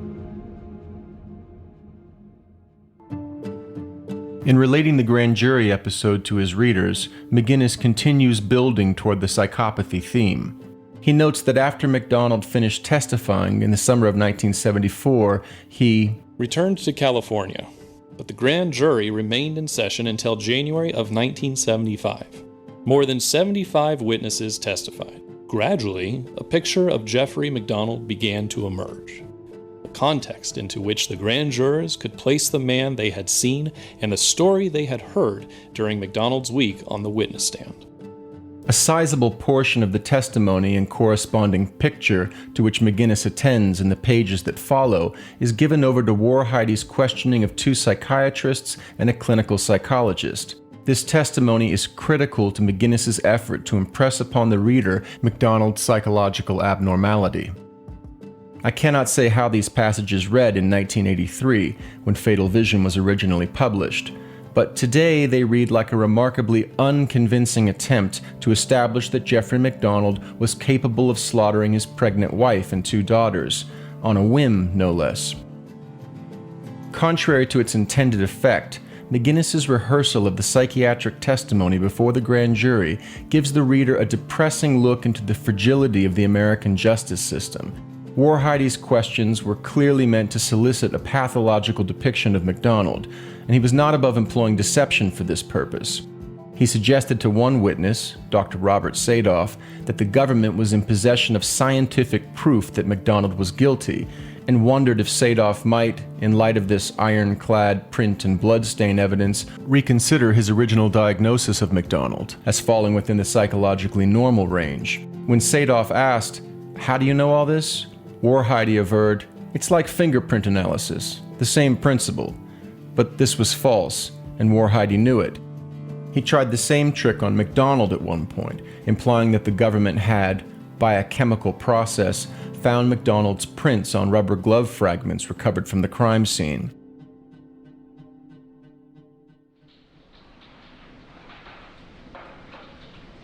Meanwhile, the psychiatric witnesses themselves would make any reflective reader wonder how they might fare under such free-form scrutiny. For example, the former chief of psychiatry at Walter Reed Army Hospital, a man who had examined MacDonald in 1970 and found him warm, engaging, and personable, at one point recounted to the court that he had offered to put MacDonald under sodium amytal and then interview him about the events of February 17th. MacDonald had declined, as one might if they did not wish to relive in vivid detail the night their wife and children were slaughtered by a gang of intruders. Nevertheless, one of the grand jurors asked the witness, "If you were in Dr. MacDonald's shoes, wouldn't you agree to take this test?" If I were in his shoes and I implicitly believed in my innocence... That's right. I would certainly take the test. It could only help me. There is no way it could harm him. I mean, mentally? As I said, we might have precipitated a greater depression, but then we could treat it. That would have been the only risk, but yes, if I were in his shoes, and thank God I'm not, but if I were, and if it were offered to me, I would take the test. You added one element in your previous answer. If you were in his shoes and he knew you were innocent, you wouldn't hesitate to take the test. That's right. But if you were in his shoes and you knew you had done it, would you take the sodium amytal? No, sir. Did any of the grand jurors find this exchange suspicious? The psychiatrist knew what he would do if his family had been butchered. He was able to just run a quick simulation of what that would be like and feel like, and then give a firm answer regarding the sodium amytal. Did it seem a little tone-deaf to anyone that the same psychiatrist, when asked if any damage might result from one's reliving the night their family was hacked to pieces, responded that the resulting depression could be treated? Oh, well, if you can treat the depression, then why not take the amytal? And yet McGinnis makes a point of highlighting this exchange, confident that his readers will infer something about MacDonald rather than about the grand jury proceeding. A second Army psychiatrist who testified before the grand jury speculated about MacDonald's latent homosexuality. By homosexual desires, I don't mean he's a practicing homosexual. Far from it. But that he has that drive to be a homosexual, which he doesn't act on. He's not a homosexual, but he has homosexual desires and also certain psychopathic tendencies. That is, telling me about his extramarital affairs. Again, almost being too much of a man. MacDonald, for the record, denies having homosexual desires, and no one has produced any evidence to the contrary. But never mind that, he told the psychiatrist about his extramarital affairs, so he is both a repressed homosexual and a psychopath. Note the coupling of those two, incidentally, homosexual and psychopath. Remember, it's 1974. The American Psychiatric Association only removed homosexuality from its Diagnostic and Statistical Manual of Mental Disorders the prior year. One of the grand jurors found this line of analysis fruitful, nonetheless, and asked the psychiatrist, "Would you think that a questioning or challenging of his manliness would pose the threat of setting him off?" Challenging his manliness in the sense of Colette maybe not liking too much his having become turned off sexually as her pregnancy began to show itself, and accusing him of, not having it as a male, and that's why he doesn't want to sleep with her, yes. This guy's a Green Beret tiger in black boots. I think that would be quite a challenge. War Heidi. An area where he would be particularly sensitive. Yes, sir, that's my opinion. War Heidi's psychiatric witnesses also contradicted each other, though that didn't seem to bother him, or McGinnis, so long as their conclusions pointed to MacDonald's guilt. One found MacDonald's responses to the Minnesota Multiphasic Personality Inventory suspicious. My reservation is that the person who completed the questionnaire seems to have answered the questions in such a way as to present himself in the best light possible. That does not necessarily mean that he lied, but it at least indicates a certain awareness of the implications of some of the questions he was asked, and at least some attempt to present himself in the best light possible. But another of War Heidi's psychiatric witnesses stated that MacDonald showed no indications of planning ahead in what he was saying and trying to make himself look good. Instead, he seemed to be speaking quickly, openly, frankly, and without reserve. He soon added, "More than most people, Captain MacDonald would not be very good at subtly or cleverly or consistently hiding features about his personality. He was too naive to do that." Which was it? Was MacDonald a Machiavellian, able to reverse engineer the MMPI and jam up its calculus, confounding the analysts? Or was he a simpleton, incapable of hiding his true colors for any length of time, easy pickings for any shrewd shrink? War Heidi showed little interest in such questions. However you cut it, MacDonald didn't look good, and if one witness found MacDonald suspicious because he was cunning and the other because he was credulous, what difference did that make? The point was, he was suspicious. As on the autobiographical cassette tapes that he provided to McGinnis, MacDonald, when he reappeared before the grand jury in 1975, proved to be his own worst enemy. Whereas his mood during his 1974 testimony was some combination of bewildered, scandalized, exhausted, and yet still willing to help, by the time of his return to North Carolina that January, he had pretty clearly had it with the grand jury. He regarded the proceeding as a sham, worthy of contempt, and he would make little effort to conceal these feelings. MacDonald was especially put out by any questions about his philandering, which he regarded as clearly outside the scope of any sane investigation into whether he had murdered his family. War Heidi, by contrast, regarded it as one pillar of his case, the others being MacDonald's mendacity, psychopathy, and fragile masculinity. So this time around, the womanizing questions came early. Within the first few minutes of MacDonald's taking the stand, War Heidi started in. As you know, when you were here before, we asked you about various girls or ladies that you knew, and one of those was Carol Larson. In the course of the investigation, we've contacted some of them. There's a name that I don't think we have mentioned to you. That is Gloria Lloyd. Do you recall her? MacDonald. No. Well, that's going very far back, but do you remember being employed by Monvent Inc. or Montaigne Ventures? Montvent, yes, I do. Yeah, and do you recall when that was? No, it was summer employment, one of my years in college, I think. Well, specifically, do you remember it was the year 1964? No, I don't. All right, and well, do you remember where you worked in 64? No, I'm sure you know. All right, well, when I mentioned Monvent Inc., Does that refresh your recollection with respect to Gloria Lloyd? Yeah, I think she was a secretary working for Montvent. Oh, and tell us what happened. I balled the girl. Big deal. She was a secretary. Well, did Colette find out about this? No, Colette didn't find out about it. And this didn't create a problem between you and Colette? No, it didn't. Did Colette find out about any of the other girls? No. It was not the only instance of such testiness on MacDonald's part. Anyone advising him might have told him to tone it down in order to make a better impression upon the grand jury. Then again, Warhidey's questioning seemed at points engineered to drive MacDonald up a wall. For example, and when you checked Colette's chest, you observed it was bloody. It was bloody? Yeah. Yeah. And had stab wounds? Yeah, I think we covered that, Mr. Warhidey. At one point, Warhidey asked MacDonald if he remembered hearing his pajama top rip while he was being attacked by 4 people in the dark, while his family's screams echoed through the apartment. You get the picture.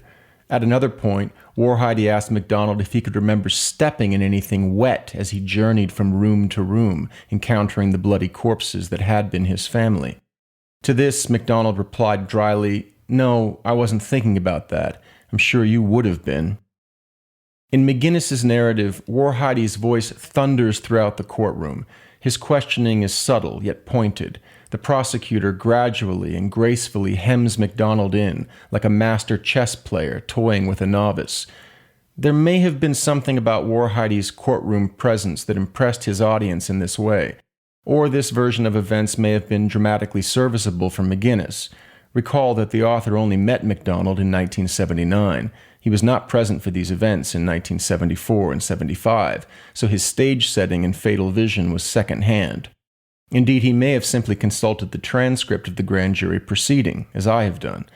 Whatever the case, that transcript, and particularly the printed record of the final dialogue between Warhidey and MacDonald in January 1975, offers little evidence of the prosecutorial masterclass McGinnis narrates for his readers in Fatal Vision.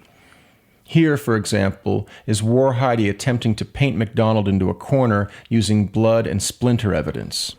Okay, where would you say you were when you started bleeding as a result of the injuries you sustained, Dr. MacDonald? I never noticed much blood on myself. I don't know. Well, you had all these injuries when you were lying on the floor and at one point there, did you not? Uh-huh. Were you bleeding at that time? I don't remember seeing any. I suppose I was. How heavily were you bleeding? Well, I just told you. Apparently you are not listening. I didn't see any blood. How could I then say I was bleeding heavily? Well, at one point you went in the bathroom and you looked at yourself in the mirror. You saw, that you had some blood on you. Yeah. Did you observe that you were, in fact, bleeding? No, I've told you that 10 times. This was blood you picked up from Colette. I saw blood around my mouth. Well, I'm told that splinters of the club were found in the master bedroom and in each of the children's bedrooms, but none were found in the living room, particularly in this area and around here. Now, do you have any explanations as to that? Well, first of all, Mr. Warhidey, there's a lot of traffic up and down that hall, including a stretcher and moved clothing, so I have no idea which time is accurate. It probably isn't. That's the first premise. The second, I have no idea. I can't answer that. It seems to me the club was used in the other rooms after it was used on me. Well, that would mean that... What would that signify? Now, Colette and Kimberly were screaming when you awoke. That's what woke you up. And yet, at the time they were screaming, these 4 people were down there with the club and striking at you. And yet, it is the club that they were striking at you whose splinters are found in this room, and this room. Now, do you have any theory that explains this? Only that it sounds to me like the club went from where I was into the other rooms. Or perhaps the club that shed the splinters, unlike the smooth, baseball bat-like club MacDonald claimed had been wielded against him, had been in the bedrooms before MacDonald was attacked. Would this have violated some law of logic or physics? It was on the basis of such open-ended speculation that Warhide attempted to circle closer and closer to his prosecutorial prey, and finally uncork his threatened masculinity theory of the murders before the grand jury. Warhide. Mr. Stoneball, by careful examination of these photographs, was able to reconstruct the manner in which the pajama top was folded. He did reconstruct it. He found there were 48 ice pick penetration marks on your pajama top. And when the pajama top was folded the same way it was folded on top of Colette's body, these ice pick holes went through your pajama top and into her body. Now, can you tell us how that happened? No, because I don't believe it. It's a lot of bullshit. Take a look at the picture. You can do anything you want to with 50 holes in a pajama top, is what I'm trying to say, Mr. Warhide. It's a bunch of crap. If this was a legitimate investigator technique, why wasn't it done 4 years ago? Do you have any other comment?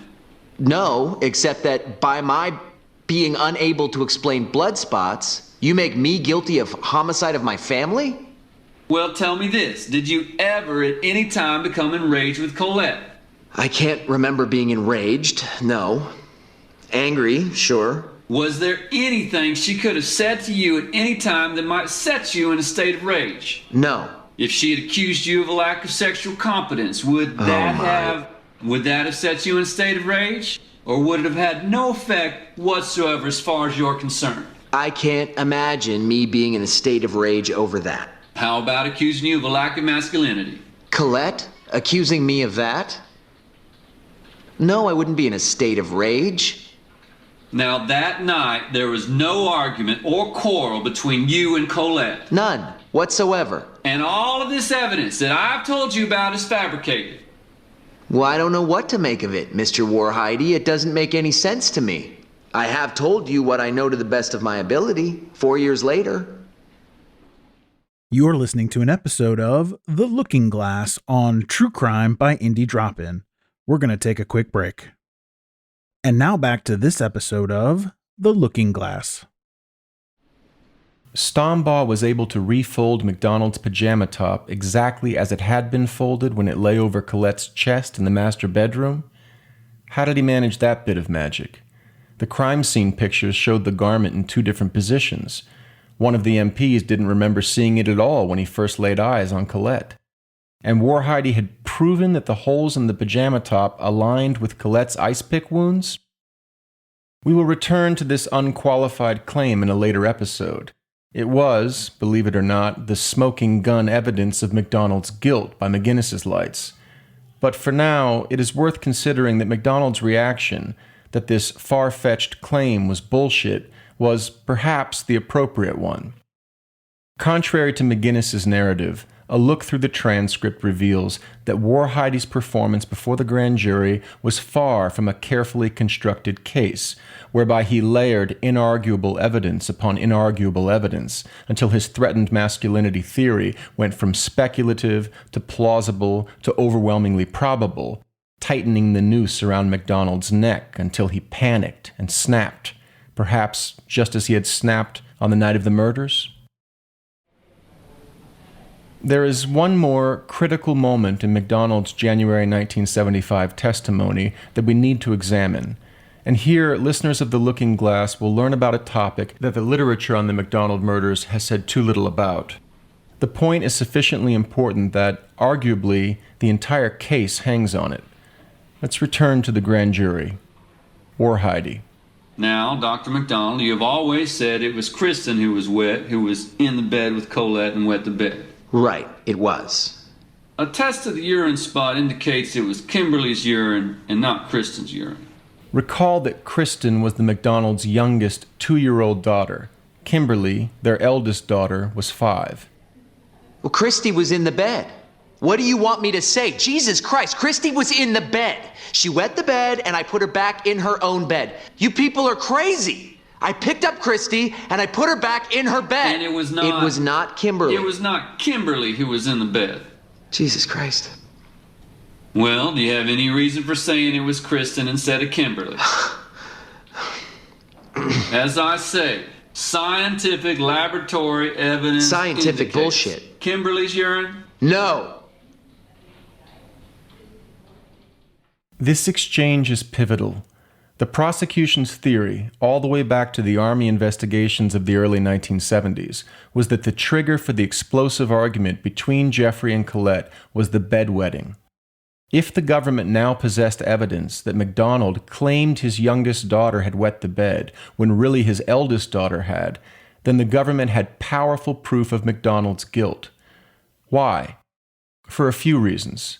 First, MacDonald could not plausibly claim to have been mistaken about which daughter wet the bed, as his adamant denials before the grand jury made clear. He knew which daughter wet the bed. Second, that meant MacDonald was lying about which daughter wet the bed. And why would he lie? The only plausible answer is that he had something to hide. What? Well, let's return to the prosecution's theory. The theory that bedwetting was a point of contention between Jeffrey and Colette increased in plausibility as the age of the bedwetter went up. A 2-year-old's wetting the bed was normal. 2-year-olds wear diapers. But a 5-year-old's wetting the bed might be a problem from a parent's perspective, as 5 is closer to the age when a child should stop wetting the bed. It follows that if MacDonald, before the Army even floated the bedwetting theory, had sought to hide from investigators the fact that his eldest daughter wet the bed that night, it almost certainly pointed to a consciousness of guilt. None of the books on the MacDonald case look into this matter in any detail. McGinnis simply notes, among the findings made by Paul Stombaugh at the FBI laboratory in Washington was that the stain on the bed of Jeffrey and Colette MacDonald was consistent with the urine of a person having type AB blood, the blood type of Kimberly MacDonald, as opposed to the type O blood of Kristen. Warheide confronted Jeffrey with the contradiction between this fact and his statement that it had been Christie who had wet the bed the night of the murders. McGinnis appears to have been confused about the source of the urine claim. It was not the FBI lab, but rather the CID lab, and the claim dated to 1971, during the CID's reinvestigation of the murders. Janice Gleason, the CID lab's head of serology, claimed to have detected blood group antigens in the urine stain on the master bed, which revealed that the urine had not come from someone with type O blood, Kristen's, but rather from someone with either type A, Colette's, or type AB, Kimberly's, blood. Yet, an FBI report of 8 years later stated that the Bureau's own, much more sophisticated laboratory lacked the technology to detect blood group antigens in urine stains. The report is dated August 23, 1979. It reads in part, this report will confirm the telephone conversation between Departmental Attorney Brian Murtaugh and Special Agent, redacted, on August 6, 1979. The serological examinations in this matter were conducted by Special Agent, redacted. Specimens Q131, Q135, and Q136 were identified by Departmental Attorney Murtaugh as urine stains on bedsheet material. Since no conclusive methods of analysis for blood group antigens in urine stains are currently available to this laboratory, no examination of these specimens was conducted. No conclusive methods for deriving blood type from urine stains were available to the FBI lab in 1979, but they were available 8 years earlier to the Army CID lab? And why were the urine stains on Colette's bedsheet being considered for examination in 1979 when they had supposedly already been examined conclusively in 1971? MacDonald may well have been correct in declaring that this was bullshit, not science.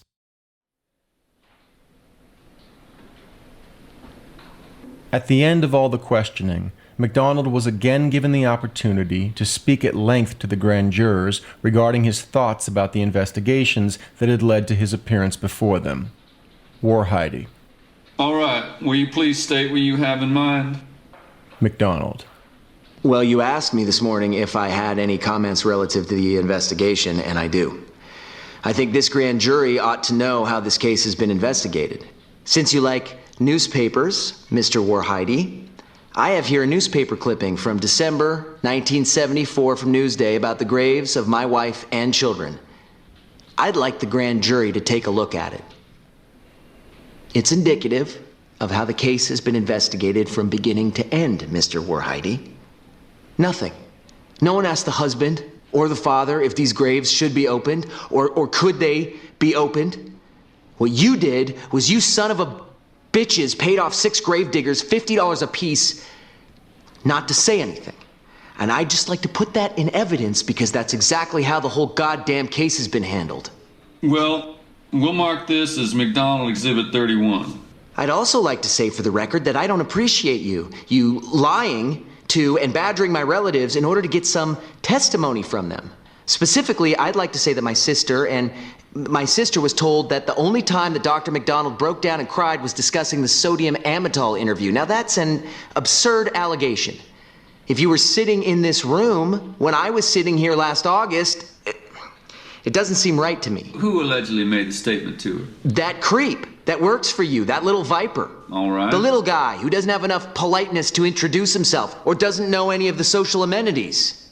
MacDonald here referred to Brian Murtaugh, an Army lawyer who became convinced of MacDonald's guilt on the basis of the Second Army investigation into the murders, and who continued pursuing the case when he transferred to the Justice Department. There's been a lot of comments made about my sexual proclivities through the case, Mr. Warheide. Apparently sleeping around isn't left just to Dr. MacDonald. I'd just like to relate an instance as to how this case gets investigated. A girl that I met after I was out of the Army and in New York was investigated by the FBI. And he spent about an hour beating around the bush, and finally she said, look, what you're trying to say is how was Dr. MacDonald in bed, right? And he said, that's right. And she told him, and they talked for a little while longer, and then he asks her out. She called me and tells me this, and I was absolutely astounded. An FBI agent asks out a potential witness in a homicide case? So then she went and contacted her attorney. She felt a little unsure about how to handle that. So he said, well, if he ever contacts you, make sure all your meetings are down in the FBI office. And he called back and said that he had to have another meeting, that it was imperative. And she said, fine, we'll meet in the FBI office. And he said, that's okay, we don't need the meeting.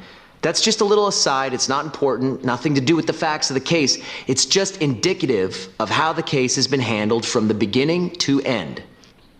Then I'd like to, well, there's a lot I'd like to say, but what I'm going to do, if it's okay with you, so I'll make some sense instead of yelling and screaming like I did last time, I'd just like to sort of make my statement, which I wrote. Please do. Which I wrote on the plane. This, of course, was with the help of my attorneys. Okay, this is me, but they edited it and said you shouldn't say that and you do say this, what they always waste lunch hours doing. It's been 5 years since my life collapsed, when my family was murdered. I tried to start over. Now I'm reading this. This is obvious. I'm not going to speak off the cuff because I wanted to say too much. I tried to start over again in California. Some people, Mr. Warheide, Colonel Pruitt, my father-in-law, they don't seem to understand how hard it's been for me. They seem to feel that because I moved away from New York, away from the graves, somehow I don't love my family, and I don't miss them, and I faked everything about the murders. This means, of course, that I never cared for my family at all. And, of course, that leads to that I must have killed them. The last time I was here, in August, and this time I tried to answer your questions. I have told you as much as I know, except in regards to attorney work products that Mr. Siegel says I shouldn't talk about. I wish I knew more of your questions, especially today. I wish I knew why it happened. I wish I knew who killed Colette, Christy, and Kimmy. I do pretty well most of the time. I wish I could tell the grand jury the answers to all the questions Mr. Warheide has been raising for 5 or 6 months. These are questions that I have had to live with for 5 years. I have had to accept that I may never know what happened. It's not easy to live with that, the whole explanation, but it's really all I can do. What I wanted to tell you about was what my life has been like now since the 17th of February. That to bother Mr. Kassab and Mr. Warheide and Mr. Stroud and everyone else. They all seem to think that I just walked away from Colette and Kimmy and Chris. And that shows I couldn't have cared for them. They all seem to think that if I never cared for my girls, I could have killed them. And then going out to California and bought a car and a boat and forgot all about it. Well, that's not true. People want to know why I don't spend all my time crying on other people's shoulders, why I don't break down. Is he cold? Doesn't he have any feelings? Wouldn't that show more of my love? Let's start with the newspaper interviews and the Dick Cavett show. My mother, my brother, and my sister, they all tell me that when they were here, they were asked at length why I did those interviews. And yet, why didn't I ever talk about the killings to anyone else, including the family? No one questioned me about it. I'm not going to talk about it for no reason. And the reason I went on the Dick Cavett show is because a congressman called me and asked me to go on. And I also know that a lot of people don't believe me. I have a right to try and live and try to get this statement out once and for all. So I did two things. I talked to Time Magazine and I talked to the Dick Cavett show. You know, the upshot is I was trying to not have to spend the rest of my life explaining to everyone that meets me. In the confusion of the time, I thought that if I said it once, loudly, maybe that I wouldn't have to continually, reply to those questions. I don't find it very easy to beg for sympathy. Every time I tell the story of February 17th, I die a little bit. I'm ashamed that I couldn't help my family, but I tried. I'm the one that hears Colette and Kimmy. I can't keep talking about that. You expect me to talk about it over coffee to everyone that comes by, or I'm not normal. The grand jury, except for my lawyers, the grand jury and Colonel Rock are the only three people who ever heard the whole story. My lawyers never really heard the whole story until I was in front of Colonel Rock. I mean, never in detail, at once in one sitting. In bits and pieces, it's so different when you're talking about it later. You make it sound like we are supposed to be sitting and talking about it constantly.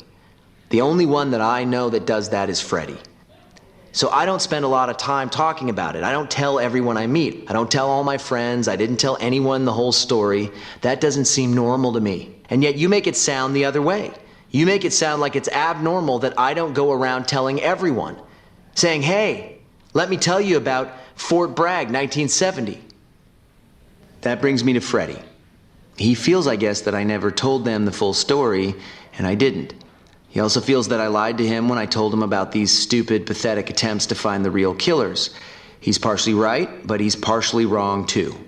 I never did sit down with him and tell him the whole story. But contrary to implications that he keeps leaving, he was apprised of everything. We were in daily contact. He knew exactly what was being said all through the Article 32, and then I gave him a copy of the Article 32. And it isn't as though later or a couple years later, it sounds like Jesus. He never knew what was going on, and he never heard. He heard daily.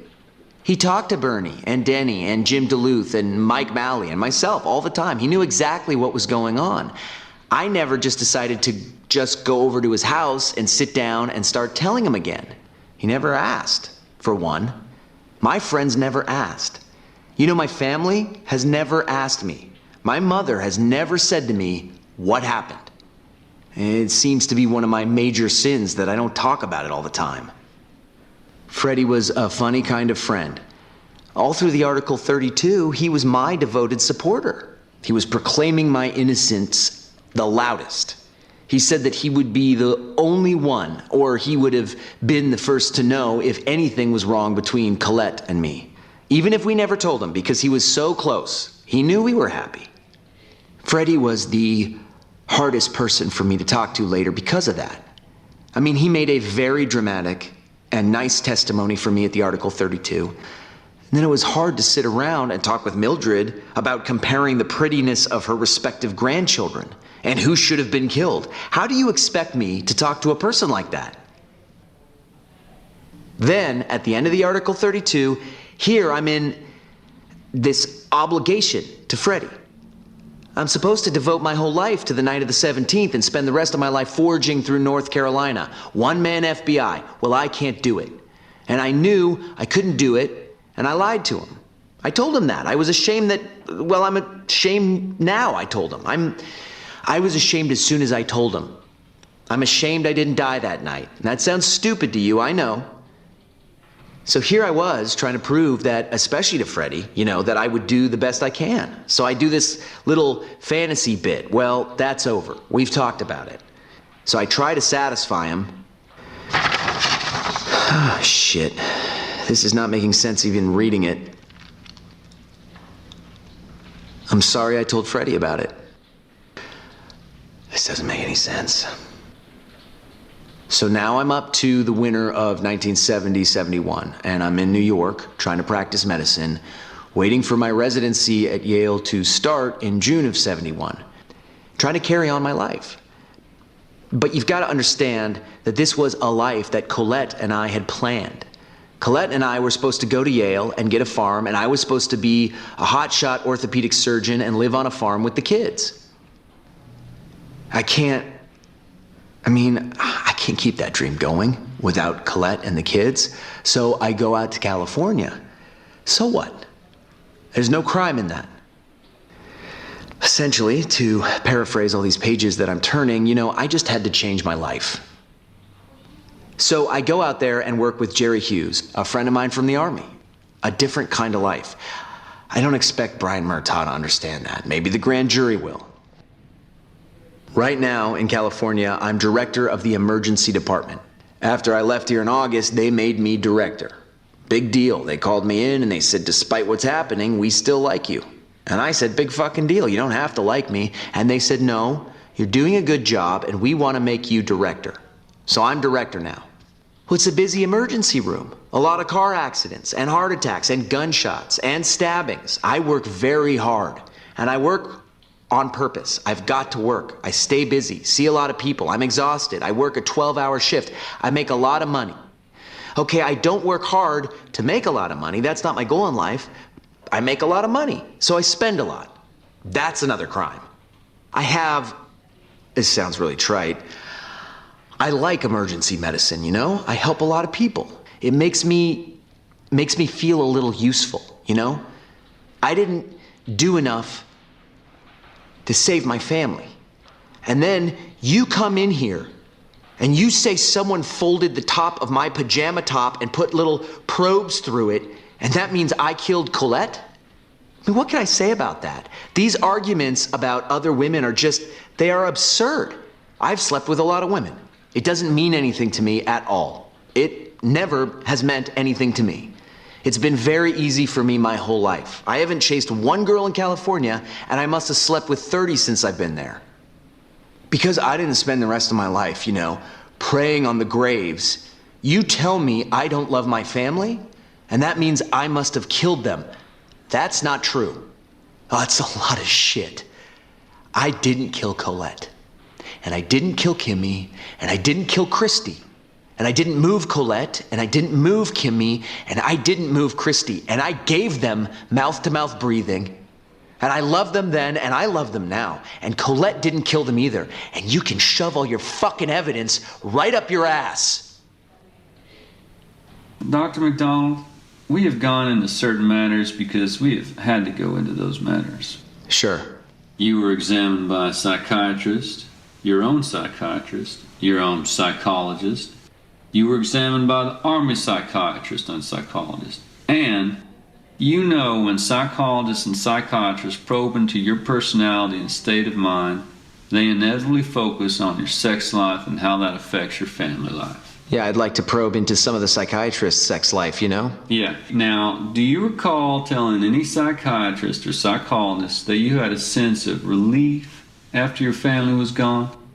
That because you felt the sense of relief from the fact that you no longer had those responsibilities, you were a little bit ashamed? Well, the comment, I don't know if it was to Bailey or Sadoff, the comment, we were talking about dreams, we were talking about shame. And I was crying or something, I don't know, and he said, what are you crying about? And I said, I'm ashamed. And he said, what for? And I said, occasionally I have a feeling, that I have no more responsibilities. And I was ashamed of the feeling. And he said, it's not an abnormal feeling. And I said, well, I'm very, very ashamed of that. And I am. And I occasionally get it, I feel guilty every time I have a good time. You know that? Every time I have a good time, I pay an equal price. If I have a good day in the emergency room, I have to spend some time by myself to sort of recuperate because I shouldn't have been having a good time. Because I should have died. Does that make any sense? That's what that was in reference to.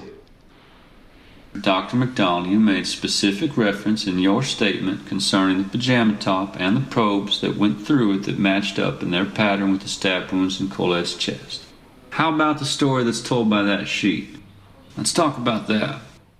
Here, Warhide referred to evidence that he put to MacDonald and the grand jurors, which purported to reveal that MacDonald had wrapped Colette in a sheet taken from the bed in the master bedroom. Why would he have done that? Well, according to the theory of the crime that the FBI's Paul Stombaugh presented to the grand jury, MacDonald had, as the original investigators surmised, gotten into a fight with Colette in the master bedroom. It had grown violent, with not only Jeffrey striking Colette, but with Colette striking Jeffrey in the head with a slab of wood. Kimberly, the couple's eldest daughter, had heard the commotion, run into the master bedroom, and been struck herself by MacDonald, either accidentally or intentionally. The blow knocked her out. Once MacDonald had beaten Colette unconscious, he carried Kimberly back to her bedroom and placed her in her bed. He then beat her to death. He next entered little Kristen's room, but by the time he got there, Colette had reawakened and, anticipating his murderous intentions, raced into Kristen's room to protect her. MacDonald then beat Colette to death in Kristen's room before killing Kristen herself. It was at this point that he wrapped Colette in the bedsheet and carried her back into the master bedroom, laid her on the floor, and then inflicted the post-mortem stab wounds that he would later attribute to imaginary intruders. This scenario was supposedly supported by bloodstain evidence, which had been relatively easy to sort because, as luck would have it, each member of the MacDonald family had a different blood type. This was how investigators were able to determine that, for example, Colette had bled in Kristen's room, not just her own. I have no idea what that even means, Mr. Warhide. You know, you tell me you have an expert in impressions. He comes in and says that a body was put on there a certain way. I don't know what that means. I don't have any idea. It's like a fingerprint, Dr. MacDonald. I don't believe that, first of all. You take a fingerprint and you compare it with an unknown print. And if the fingerprint that you take matches in its details, the ridge lines, the whorls, yeah, right, with the unknown print, then you know that this fingerprint was made by the same finger. Now, you take a sheet that's been laid over a body wearing clothing that is soaked in blood, and if the pattern of the clothing and the pattern of the blood spots is transferred to the sheet, you can make the same identification that you can with the fingerprint. Well, that sounds like a much more inexact science to me. I never even heard of it, neither had Mr. Siegel. All right, now, this sheet has transferred to it impressions made by Colette's clothing soaked in blood, and by your clothing soaked in Colette's blood. I was lying against Colette, Mr. Warhide. That's all I know. I didn't even see a sheet. Maybe a sheet was something that I was pulling off a chair or off the bed to lay on her, but I don't remember that at all. I don't remember seeing a sheet even. It has your handprints on it. All right, so they are on it, but I don't know. I told you what I know. I gave her mouth-to-mouth breathing, and I tried to cover her with something, and that's all I know. I didn't move my wife. I moved her off a green chair. That was all I did. Dr. MacDonald, I was informed by Mr. Siegel that you are planning on a skiing trip. Is that right? No, that had to be canceled. I canceled it. I see. So you are not planning to take any trip in the immediate future? No.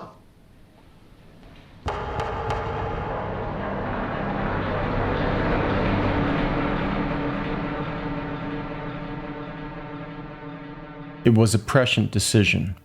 Within a week, the grand jury would indict Jeffrey MacDonald for the murders of Colette, Kimberly, and Kristen.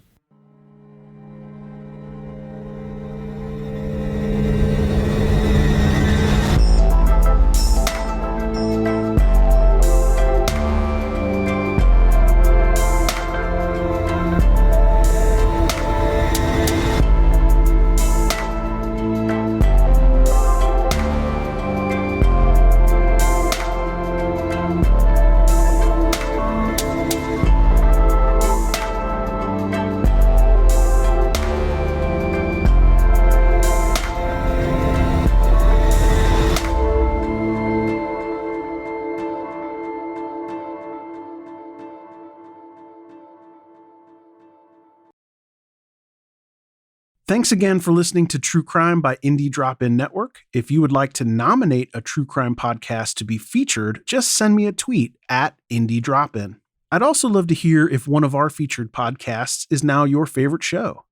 Indie Drop-In survives off ad revenue and listener donations. If you would like to contribute, please consider buying me a coffee. You can go to buymeacoffee.com/Indie Drop-In.